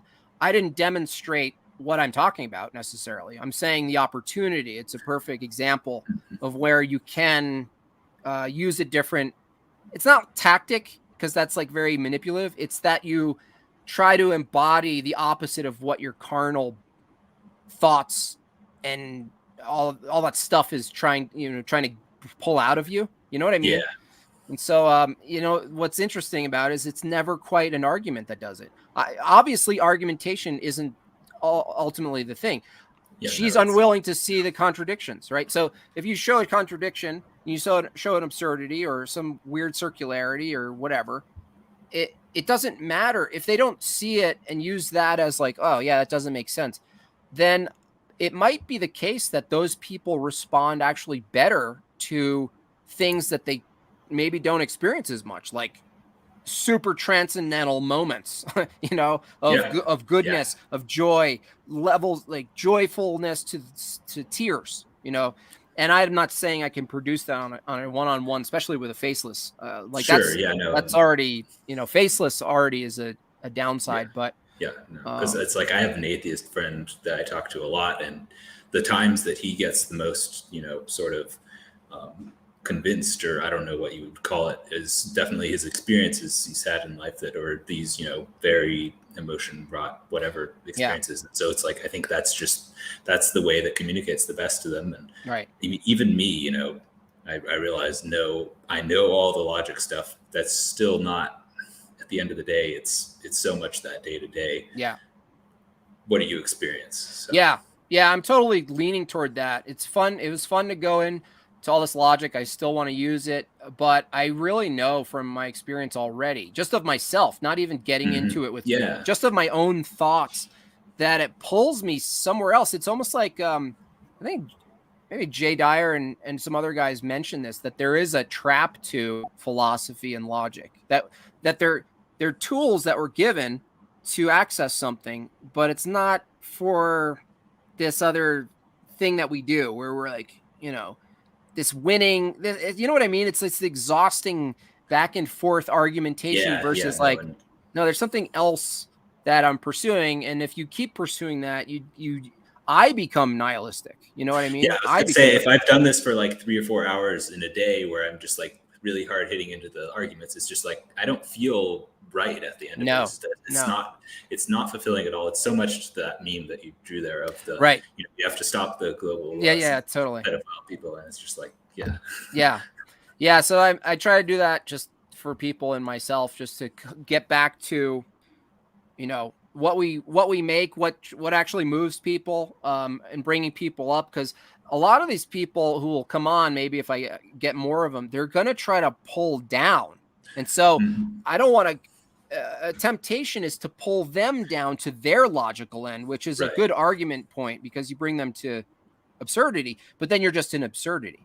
It's like, just because you can bring someone to the absurdity of their position, it doesn't mean, first of all, they'll accept it's absurd. Second of all, it doesn't mean that they're suddenly willing to crawl out of it and ask for some other place. So I don't want to do that to people just to be Yeah, right. well, I mean, you would literally be creating this sort of beauty thing where it's like, I sort of said like the hero's journey is like maybe a somewhat of an example of it. It's like you would be stopping halfway through the story. Right. You prefer to try to sort of Right. finish that story Yeah. by having that uplifting sort of after the dissonance comes this thing. And so, Yeah.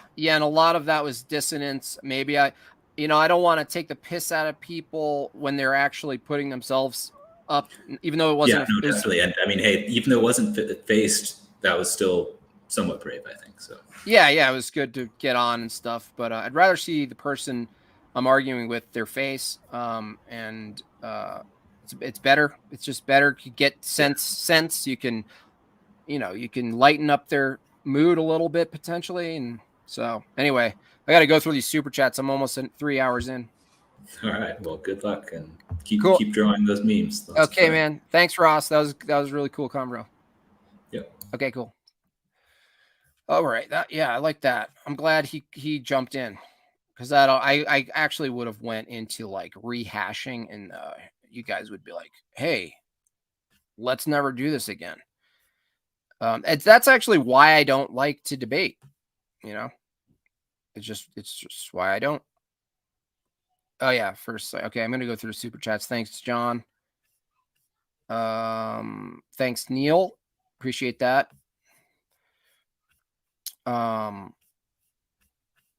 But at least I hope you got, even though that ends up being repetitive and boring, you guys, I hope you got at least a taste of what it looks like, where people just start with assumptions, they start with faith, and then they reject that they have faith.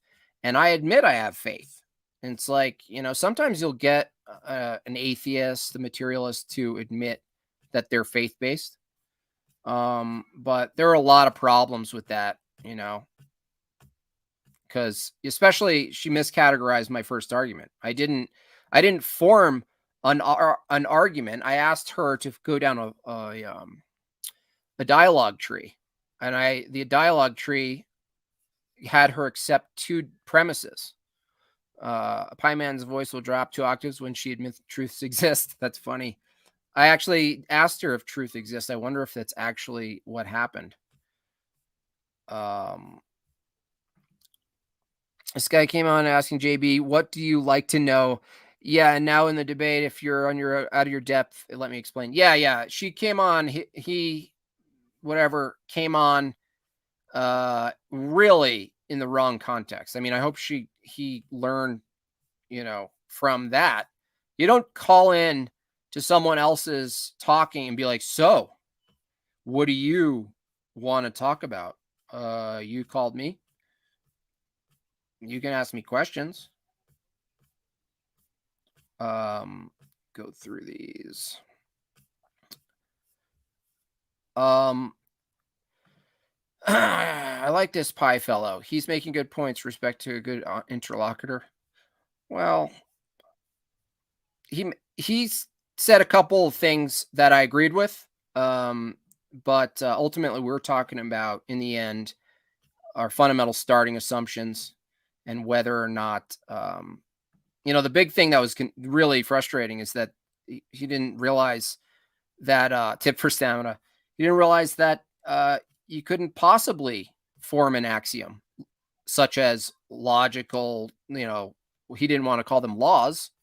But she just couldn't get to the heart of the matter of what was required first to even get to the thing you call an axiom, Also the information thing, the person literally had no idea, didn't realize that what we call information, and then they finally contradicted themselves by saying, well, no, we need our mind and we describe.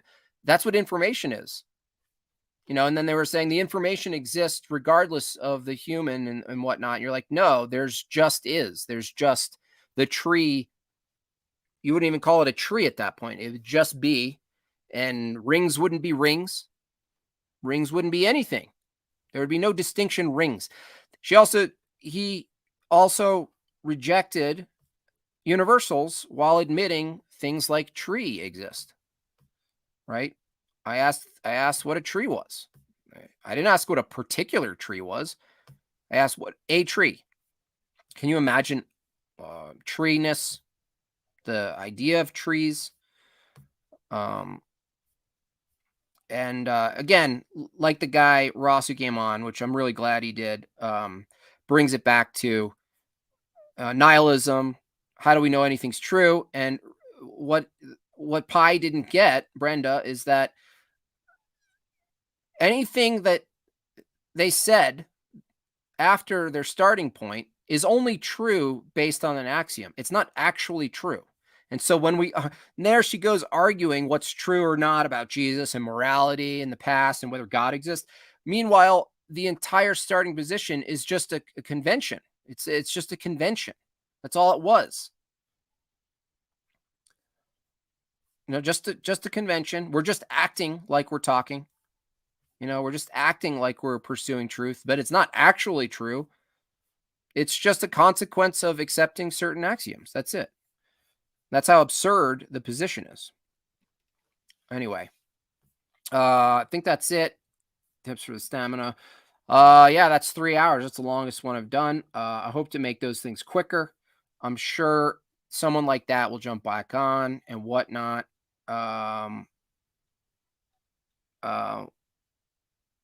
So also for those of you, who have any notes on that, not that that's something I want to do, but if there's some part of it that I missed or I missed an opportunity, you can let me know, either email or whatever. Cause I want to know, cause when you get into something like that, sometimes you miss some key things, especially when you're kind of, looking to make some wisecracks. Anyway, Matrix Breaker is lurking. Yeah, you're probably Matrix Breaker. Anyway, I'm going to wrap this up. Thanks for sticking with me through that. I'll try to set some time constraints on that when that happens, because it really does. I'm sure you guys may have been entertained a little bit, but not as much as just like fun, you know. Um, it was disheartening when they said that there are no universals. Yeah. Um, Brenda has a treenus. Well, yeah, and we could say that's true based on my axioms. It's true based on my axioms. Um, Great spirits. If you want to chat, I'll be your wingman. Your call. Okay, Bane Bear. I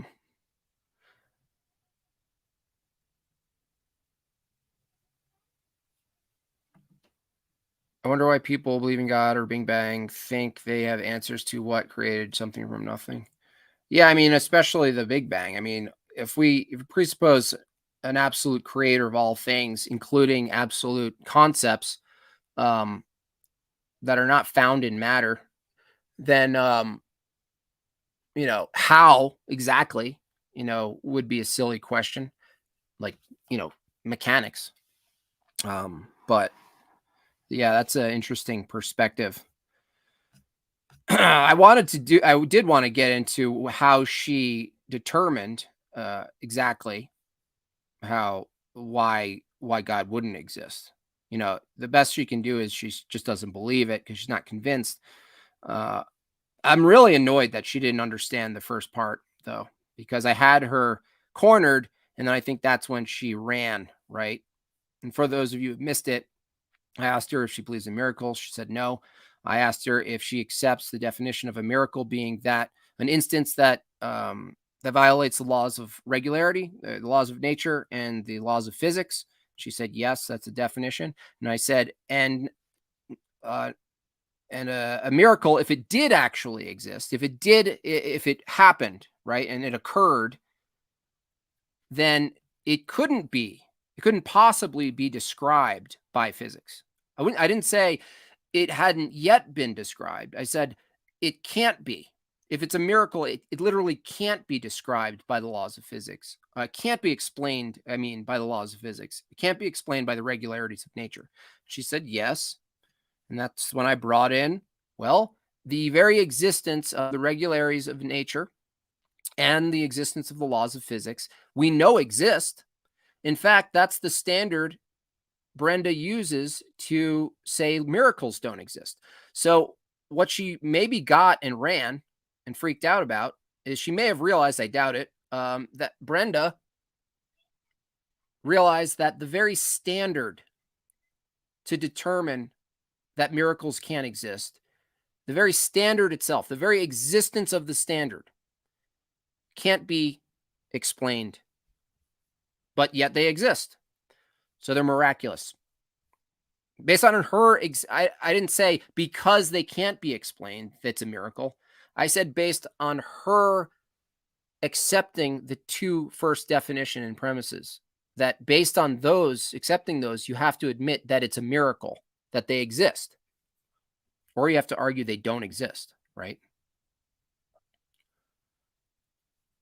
So, Brenda fought like a younger man with nothing held back, admirable but mistaken. Yeah. I mean, whatever. It was a gal. Was it a girl? Was it a gal? Was it a boy? I don't know. It's really, in fact, that's one of my arguments against all of this like transitioning bullshit, is that it puts people in the position where they don't even know what particular you are. They have to ask. You have to assume. You have to be confused. I want to confuse you. I'm confused. You should be confused.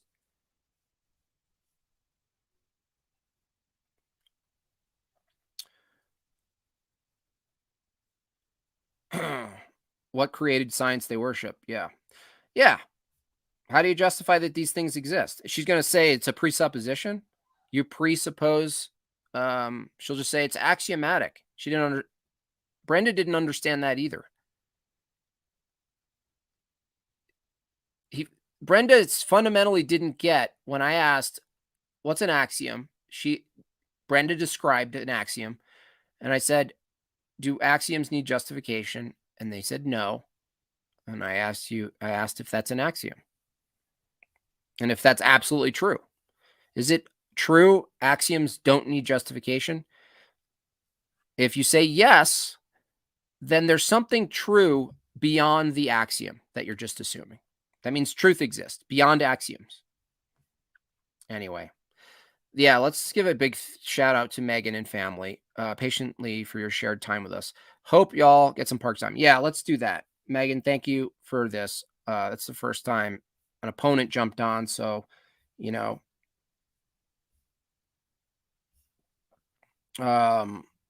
thank you. Anyway, let's go. Let's get out of here. Ma'am. I think it would be absolutely hilarious if Brenda, dude pie guy, was BB or Dyer. I wish it was, but not. So I'm sure that's going to bring up. It looks like Arwen knew who Brenda was from circles. Oh, flat Earth person shared your meme. How do you derive truth? By what's shared between people. Anyway, round of applause for Brenda. Thanks, Brenda Pie. Pilus. Peeless. You're either Peeless or Pilus. We don't know. And with that, we're out.